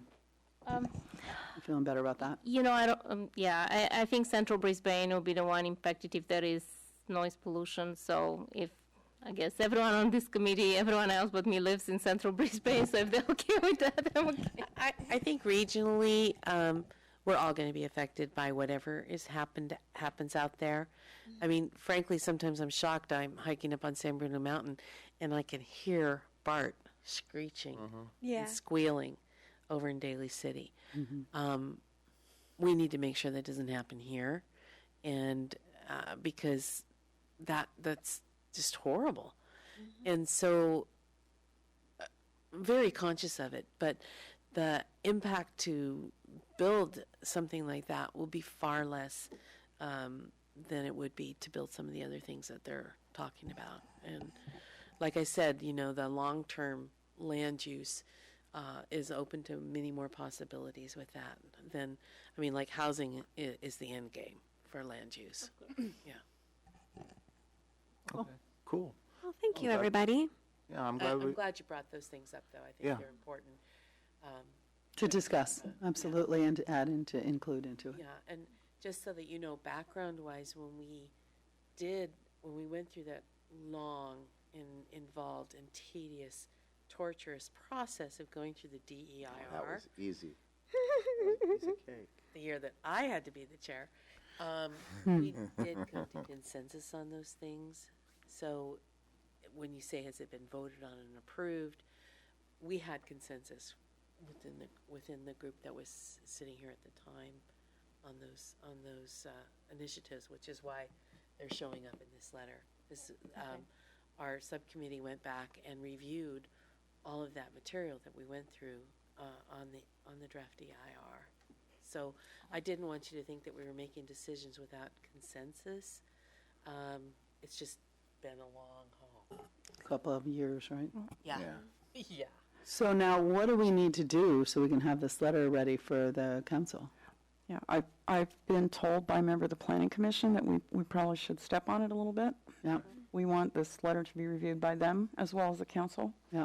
Maybe question for staff, if we put in those last couple changes we talked about, could we simply circulate it via Natalie to the committee and provide our approval, or do we have to bring it back to another meeting? No, I actually think if you know what the language is, you could say we Right approve now. it with that language, and maybe just the Okay. authors look at it and then you sign it. Okay. Are you Can okay we- with that, Camilla? Yes. Okay. Cool. So I move that we accept this with the discussed changes in the language to incorporate the EIRs for any other projects that aren't already covered or that we haven't Yeah. done, and that we go ahead and recraft that and submit it. Is there, Anybody have a second on that motion? Maybe we could just do it right now? Can we write it right now? We need I'm okay 3 or with 4 that. sentences. Yeah. It's So 2 cents. could we get the document back again?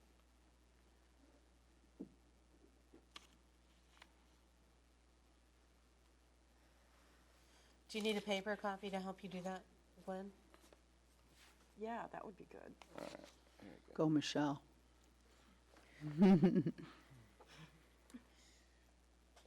even have a printer. It's pretty sad. Yeah, I'll just do it on paper right here, and then I can give it to you.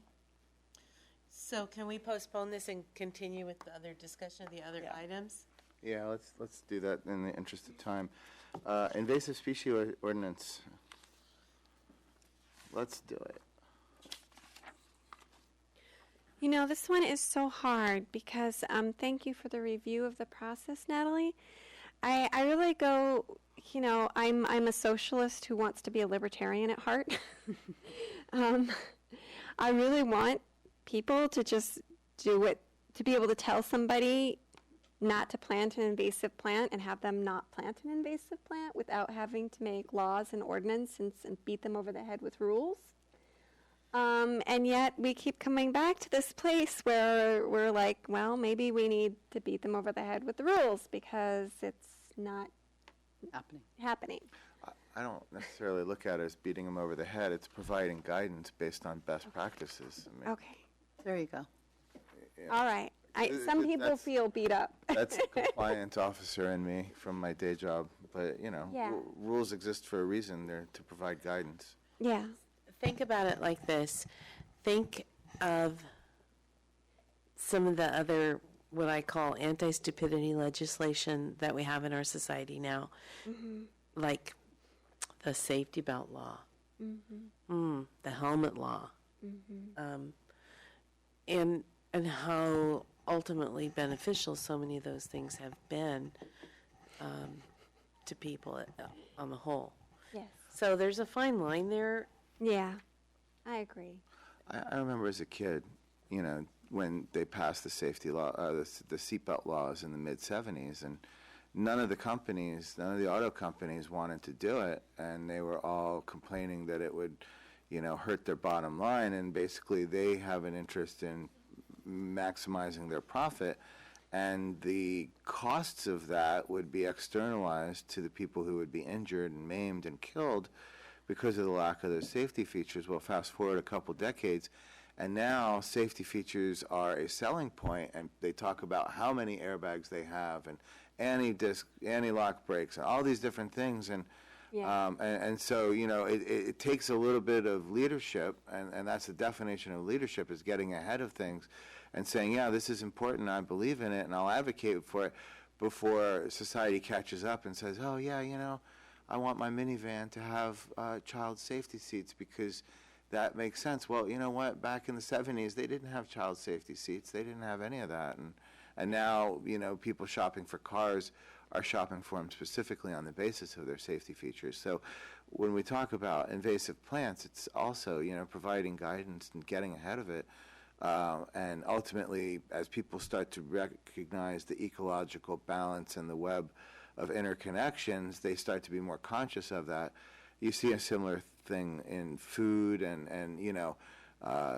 30 years ago, nobody cared what color, red dye 2 and all the colors and additives that the corporations were pumping into our food. And now there's an entire alternative industry that's grown up around that, with people putting real care into what kind of food they put in their bodies, and people coming to serve that need, and I'm very thankful for local businesses that have stepped forward to serve that need for healthy, nutritious food, sometimes even delivered to the door. And so it's all just a matter of maybe getting ahead of things, and I think that invasive plants is one place where we can, but society will catch up to the need to maintain these ecological webs without, outside influence of invasive species. Sure, I was half being facetious. No, I figured I'd get on my soapbox for a sec. Sure. I liked it. I agree. I mean, do we want to see a town that's just ivy and eucalyptus everywhere with a few Scotch brooms and oxalis that bloom in the spring? No. Yeah. I think part of the reason, going back over the history, that we went to an education approach was because we felt like actually passing an ordinance at a county level where it would be most useful was going to be really difficult. Yeah, because different invasives target different microclimates. Yeah.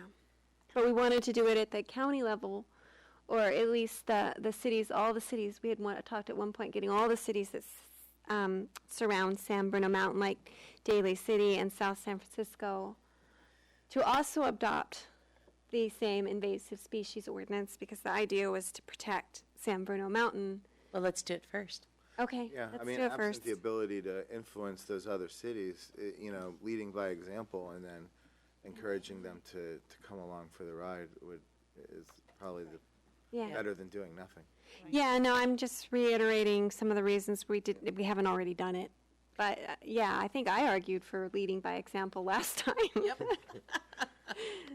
So, do we need, what's our next steps, Karen? I think we'd want to look into how it would be enforced and what the cost would be. And I was kind of thinking, if we were talking about with the Climate Action Planning Subcommittee and with the energy conservation ordinances, that we're going to have, maybe we'll get the liaisons here sooner than we do annually, and this might be a good one to, if you get the two backing you, it's a lot easier to get something passed with the full council. So I'm sorry, I'm blanking. Who are our liaisons right now?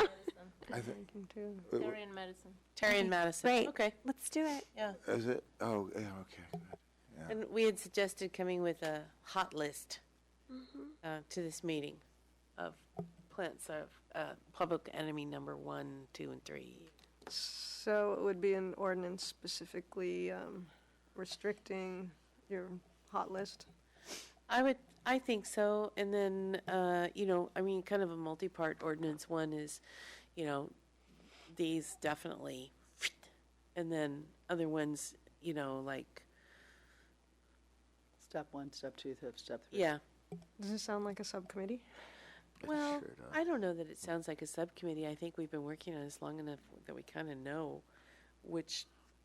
We know which plants are Well, the if worst. but I think beyond just which Pass it plants, I think we also have to give some consideration, like Karen said, to enforcement and to the different, just maybe looking at how other regions or other jurisdictions handle those issues, so that we can, even if we agree on what plants would be on the list, we can agree on the approach to take with those other Right. issues. Sort of like what we do with weed abatement.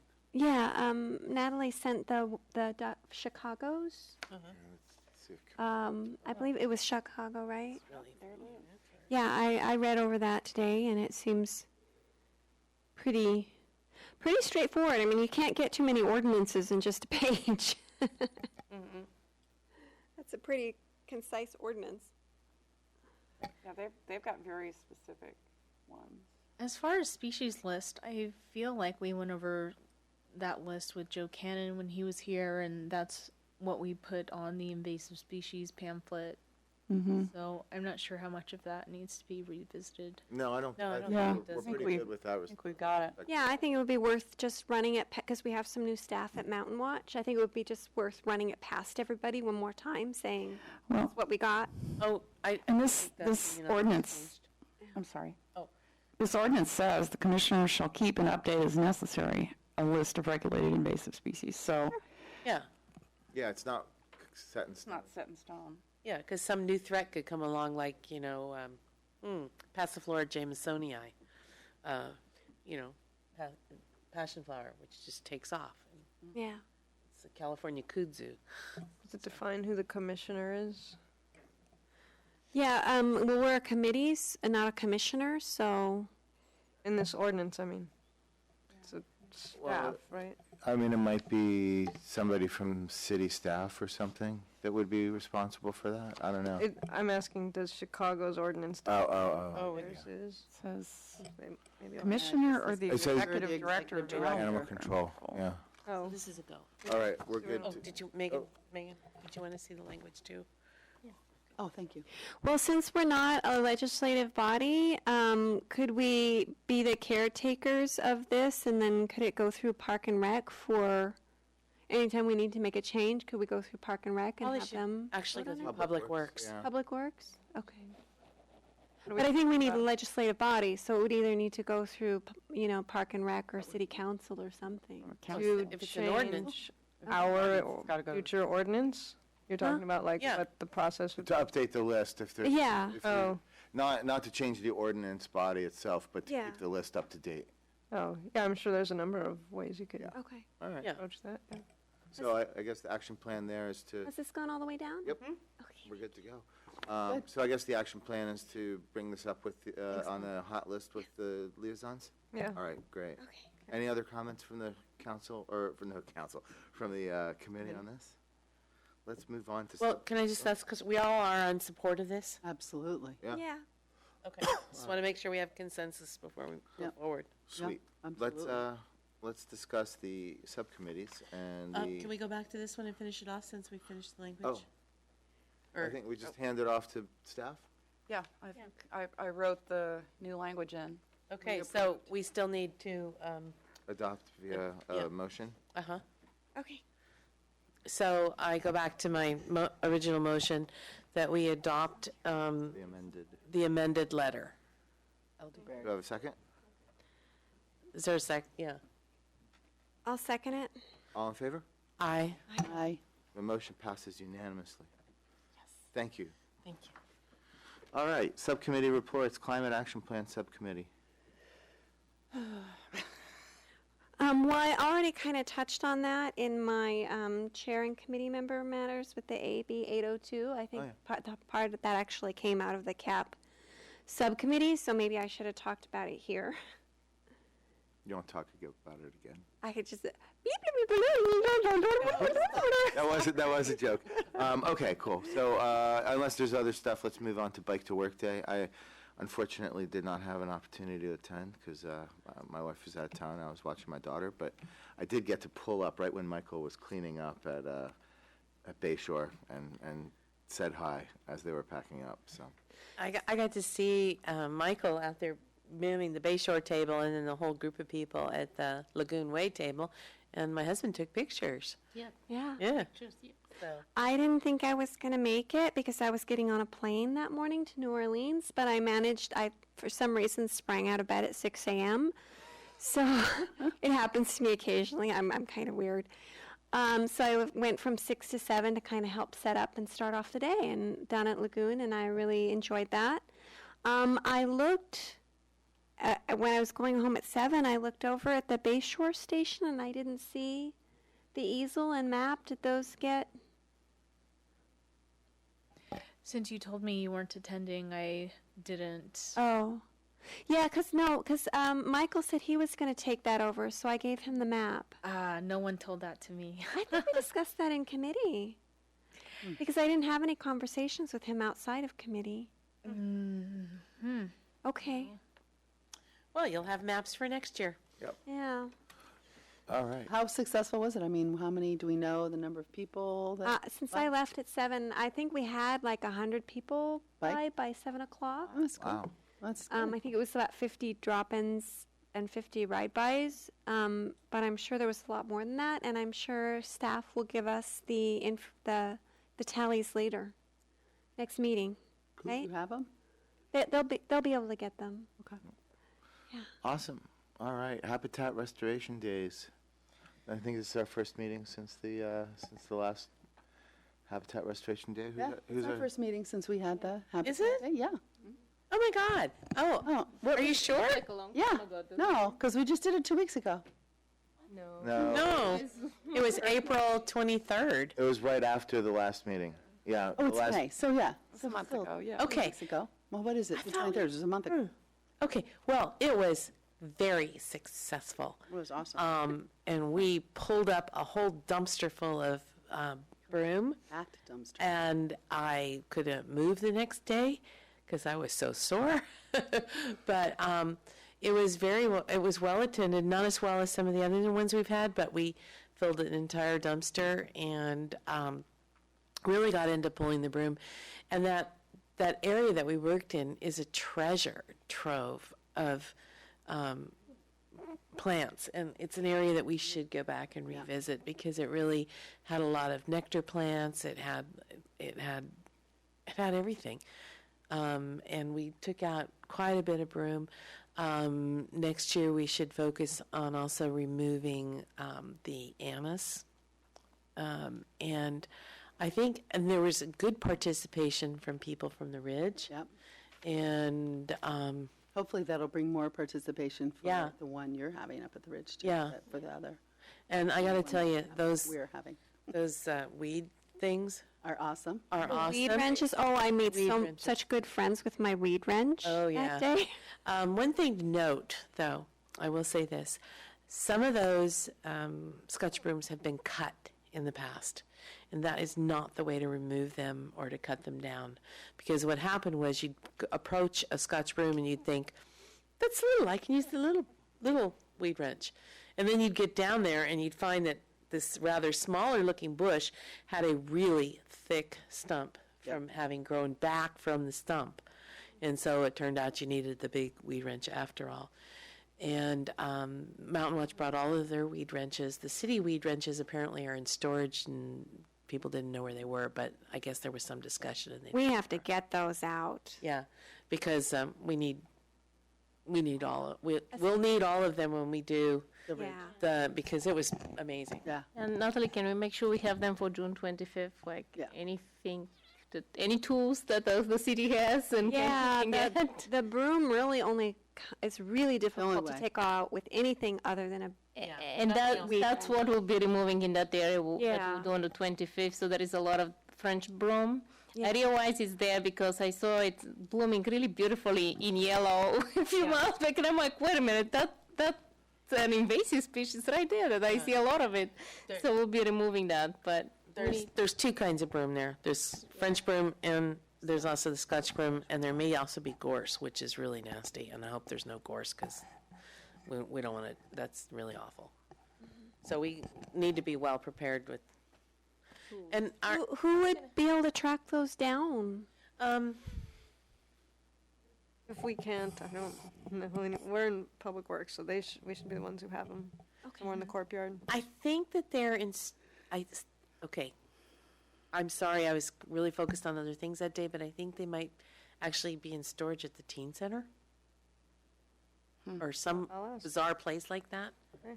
Because they thought we had theirs and we don't.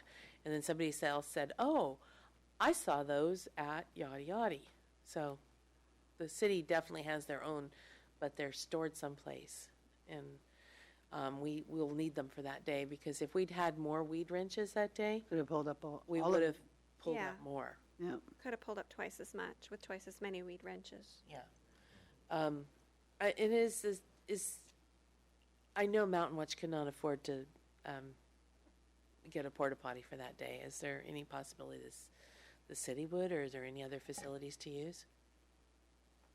If we're going to be up by Mission Blue, could we not use Mission Blue? We'll be a ways from Mission. We'll be across from my place. I guess people can just come in. We have 2 bathrooms. That's nice. We may need to.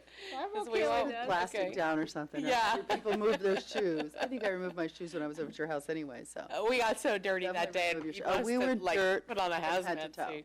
Yeah. Okay. And then on July 23rd, we're doing the Sierra Point Road Canyon. Okay. And that will definitely be a long sleeves, long pants Yeah. day. Because there will be, possible contact with poison oak. Where's that, up above Frith Park? No, Sierra Point Road Canyon is at about between the 300 and 400 block of Sierra Point Road where the roadway was built over the 2 canyons that merged there by Lenning Way. Oh, yeah, Yeah. kind of by Cliff's house. Yeah, sort of. All right. Okay. Oh, right, down, it's down the hill from Lanning Way. Yes. Okay. Yeah. And the other thing was, did we get any kind of feedback on whether we're going to get funding for working at doing the hard stuff in Firth Canyon? That'll be with the budget hearings. Okay, is there something that we should come speak about on that, or Sure, yeah. would you let me know when we're going to do that? I'll certainly come. I think our part is June 16th as of now. Okay, so if you could send out a note about that, that would be really good, That'd be because I'll try to come. I really Try to come think too. that we really need help there. And I think that that's an amazing resource for the city and for the kids that play there and the people who hike there, and it needs help that goes beyond a volunteer day. All right, Education and Outreach Subcommittee. I guess I already kind of touched on that underneath chair and committee matters. Because I was saying we should look at the ecology education corner at the library again. And Yep. I don't think I have the anything schools. else particular about that. We invited Michelle Chan from the school to come to one of the CAP meetings, but she was not able to. They're kind of winding down. They've got about 3 weeks left in school, and they're definitely winding down and focused on testing and wrapping up their lessons. Yeah, so. she said to definitely, touch base the new school year. And I think if we get in early September and start early, even though they're going to be just winding up, winding up and winding down, but still Yeah. getting in there and getting some information out to the kids. Maybe we can really get some passion from some of the kids to go Would and it be get more worth it? involved. Would it be worth it to try to talk to the principals of the schools? Yeah. And see, Michelle, I think so- I've got did I give you the email, or did I even get the email from the principal? I'll send that to you, Barbara. Yeah. Oh, I got the measurements for the banners, so I can buy some canvas, and we're going to look at that as a budget item, and then have the kids paint that up for next year's, hopefully for next year's Earth Day, for the city banner signs. I volunteered to do the labor if the city will buy the canvas, and hopefully kids will paint it voluntarily. We might have to give them some paints. Yeah, and we asked for money in the next Yeah. budget for that too. Cool. Yeah. All right, onwards to staff updates, our final agenda item for the evening. Community garden, I think I was supposed to look at possibly expanding in the footprint, uphill in the footprint that it's on right now, and I did not do that, so I'll report on it next time. Made a note already? And we're going to look at, you were going to be looking at what the cost would be, was that it? Yeah, I think as it stands, there's money, we're asking for money in the budget for a second garden. Right. So we might be able to expand, if that got funded, expand in, Do it area right that we there. have. That really, I think, Right. has just become the best solution at this point. Yeah. Susan and I were going to take a walk and look at other sites that she thought might be good, but that plan got scuttled, and then she's had some personal obligations that have prevented her from rescheduling with me. She said she's able to maybe meet early next month, so hopefully she and I will have made time before the next meeting. Did she have feedback hope. about expanding uphill? Or something else, because I think I still remember Ray Miller telling me that there were multiple sites that were considered last time, and I don't know where those were, but it seems like that would be a candidate list if anybody can find that information. As opposed, and I'm not saying not do it uphill, but it would be nice to have some choices. Can we talk about I don't know what direction it is, but the entrance to town, it's the far end of the community park. That's a piece of city property because we looked at that for the skate park. But didn't we talk, did that come up, that it's like, we didn't like it as an entrance to town kind No, of I don't feature, remember. or- Part of the Yeah. community park that's beyond the bathrooms? Yeah, and even beyond the part that's the pathways. I think there's a little bit more that's flat and beyond what was. But I don't know if the trees, True. it needs more sunlight. I Yeah. think that area is True. very shaded, Yeah. It is. Yeah. and you need full sun for a community garden. Yeah, so, hopefully something will come up with that. Something will shake loose. I was also looking at this, And Susan who, were you going to take a hike with or what? Oh, Maynard. Maynard, yeah. I picked this up in the lobby. This is, Sustainable San Mateo County Food Systems. And it has some interesting thing about local food systems and food waste. But the part that really grabbed me was AB 551, which I have not had a chance to go and actually read the text.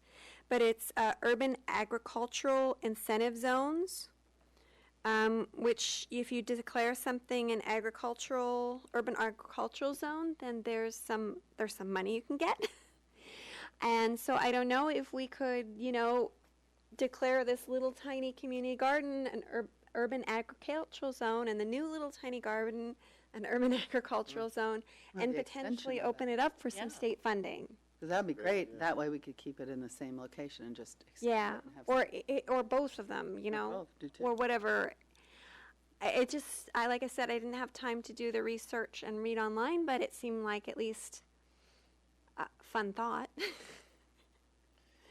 Because we don't have enough to do. Yeah, well, there's also not enough money to do the things we want to do, so you can solve one problem by extorting the other. Yeah, we'll look into that. Yeah. Alrighty.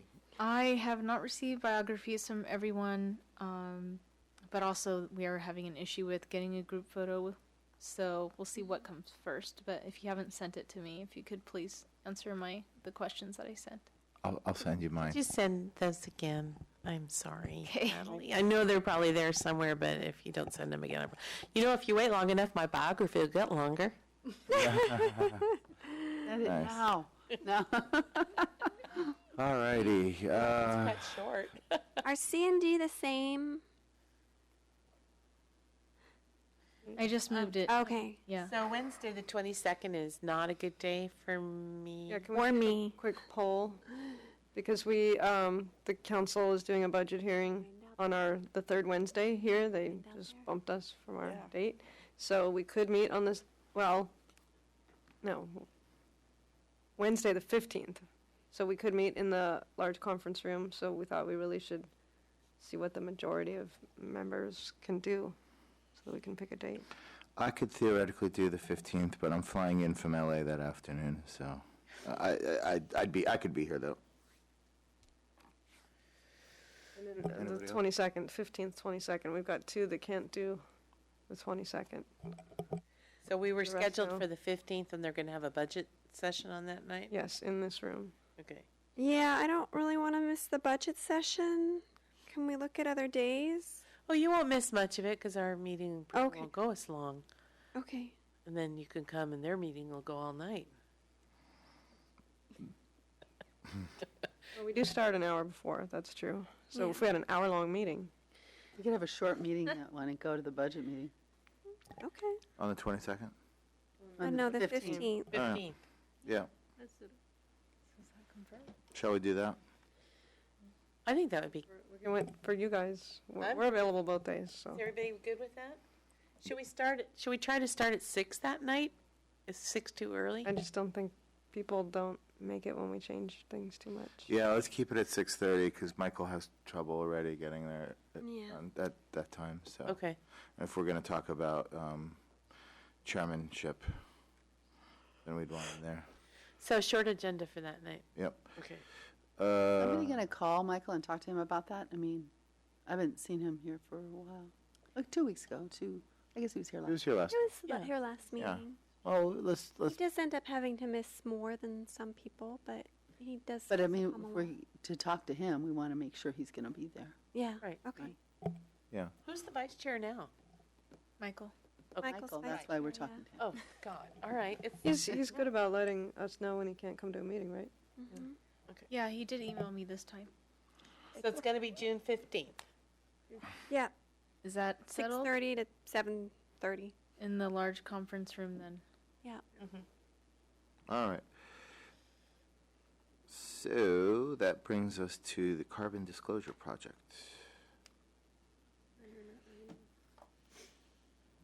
We were approached by the Carbon Disclosure Project to participate and share our data, so it's pretty much what we did with the Climate Action Plan and what our greenhouse gas emission inventories were and some of our measures.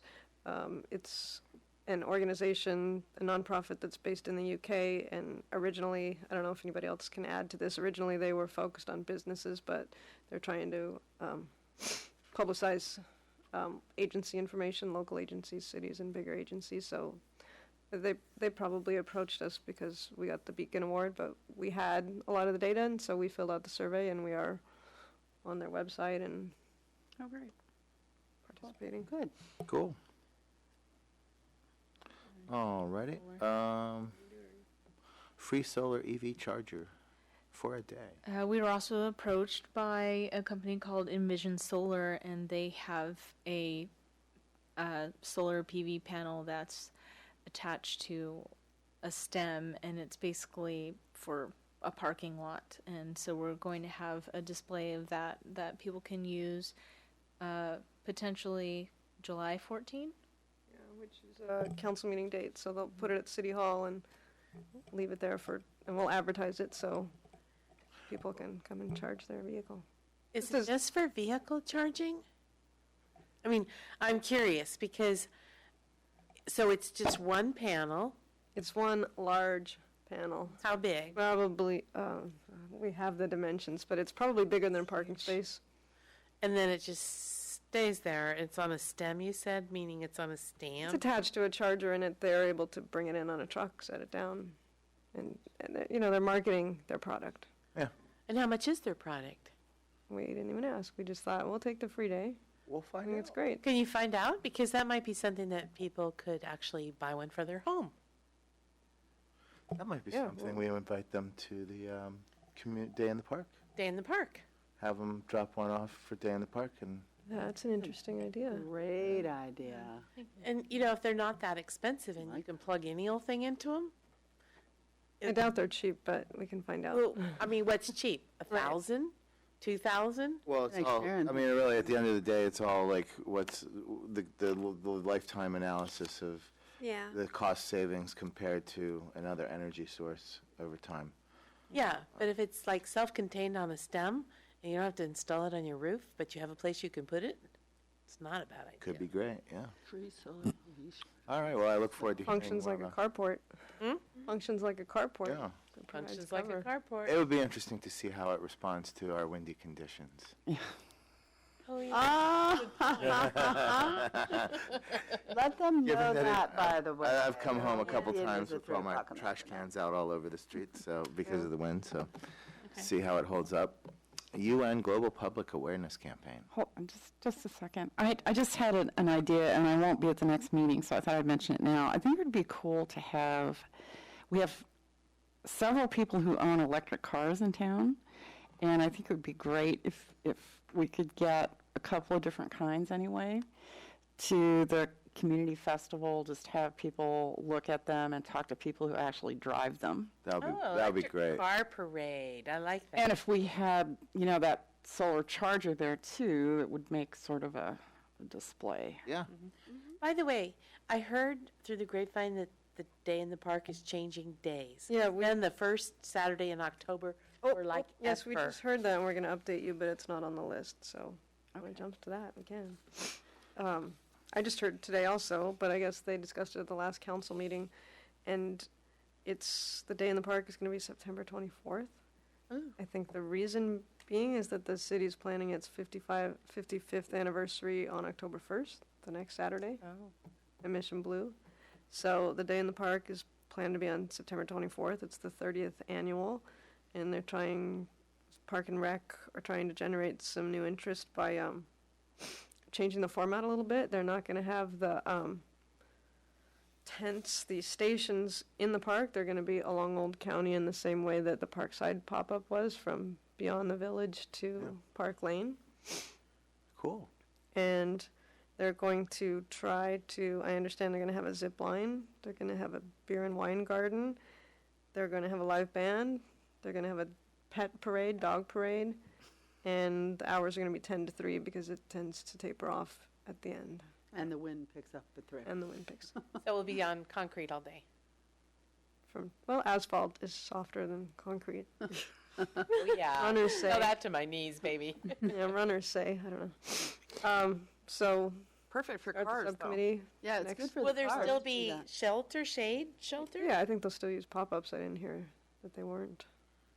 Okay. And the beer and wine garden, is that going to be like a benefit for some local nonprofit or something? I didn't hear that. I don't know. We can find out.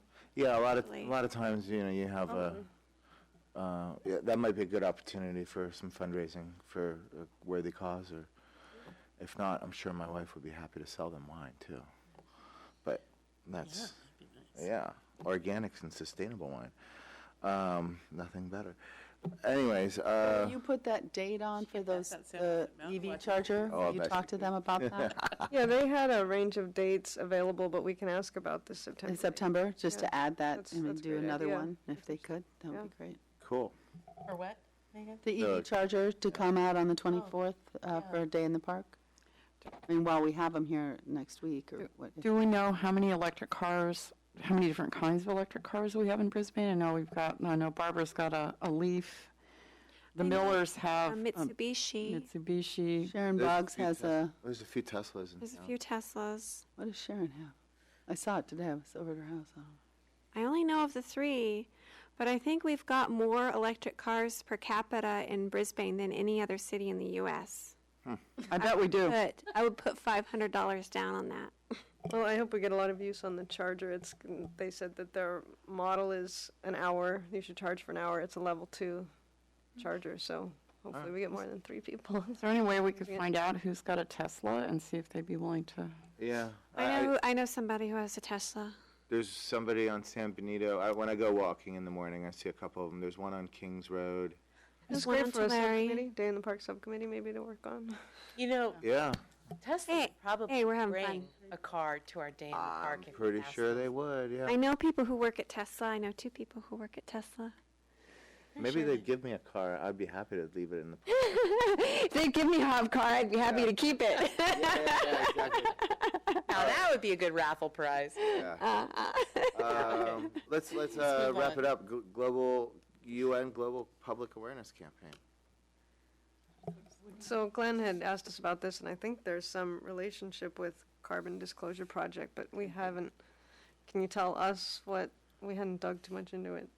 Oh, I'm sorry, completely unprepared for this. It's one of the many emails I get online advertising things.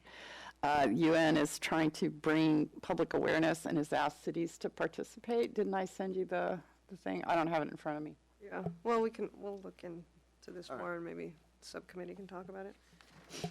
And last but not least, Open Pace. There's actually 2 more things. The thing that's not on here is the county is having a household hazardous waste drop-off day in South San Francisco. So your paint, leftover paint, and et cetera, et cetera. So I know it is on the city website right now. I'm planning to post it on Facebook as well. So there is a number that you have to call and actually make an appointment to drop off less than 10 gallons of your household hazardous waste. And so you just need to call or either go online and make an appointment, and then they will actually tell you where they're located. Oh, good to know. And there's, I believe it's the first Saturday of every month, I think, starting on the 4th. Don't you take it to South San Francisco Scavengers? No, you can't do that. No, I mean on that appointment day. I don't know, they didn't disclose the location to me. Yeah, you'll have to call and get the location. Yeah. There are different places. I went to a place, I think that was near Redwood City, because they would take aerosol cans, and I had some empty aerosol cans, and not every place will take everything. It's a little confusing, the Yeah. process. I have a handout from San Mateo County where stuff goes, but Yeah. interestingly, rewind to Recology, they actually take almost everything and they take it for free for San Francisco City residents. Yeah. Maybe in the future, if we support a expansion project, we could get them to allow it for the municipality of Brisbane as well. Might be a way of sweetening the pot for local residents. I gotta say, I don't think they'll ever do it unless we give them our waste disposal contract, but I would love to do that too, but whatever. whatever. All right, and we have, Maybe we could have a she's gonna- collection day on Day in the Park. So for open PACE, Bad idea. everyone knows about PACE financing, and so now they're kind of bringing several of these other companies that give out loans under one umbrella, and kind of it's more regulated, and so now it'll be called open PACE instead of just what is PACE? it's property assessed, yeah, clean energy. And so if you want to make an upgrade to your home, it's basically taking out a loan on your property tax. Yeah, and it gets added to your, it was something that was spearheaded by Berkeley a few years ago, I think. Okay. Yeah, so Good. now it's kind of a big umbrella, and so you can kind of search for interest rates and things like that. It'd be great to have them at the park too. Yeah. So many things. All right, well, that brings us to the final item in our agenda, which is adjournment. And do I have a motion for adjourning? Yes. Second? Yes. All in favor? Yes. Aye. All right. Aye. Tthanks, everyone. That was great. Yeah. Oh, I got 2 of my guides for the toolkit done. I'll send those to you, Natalie.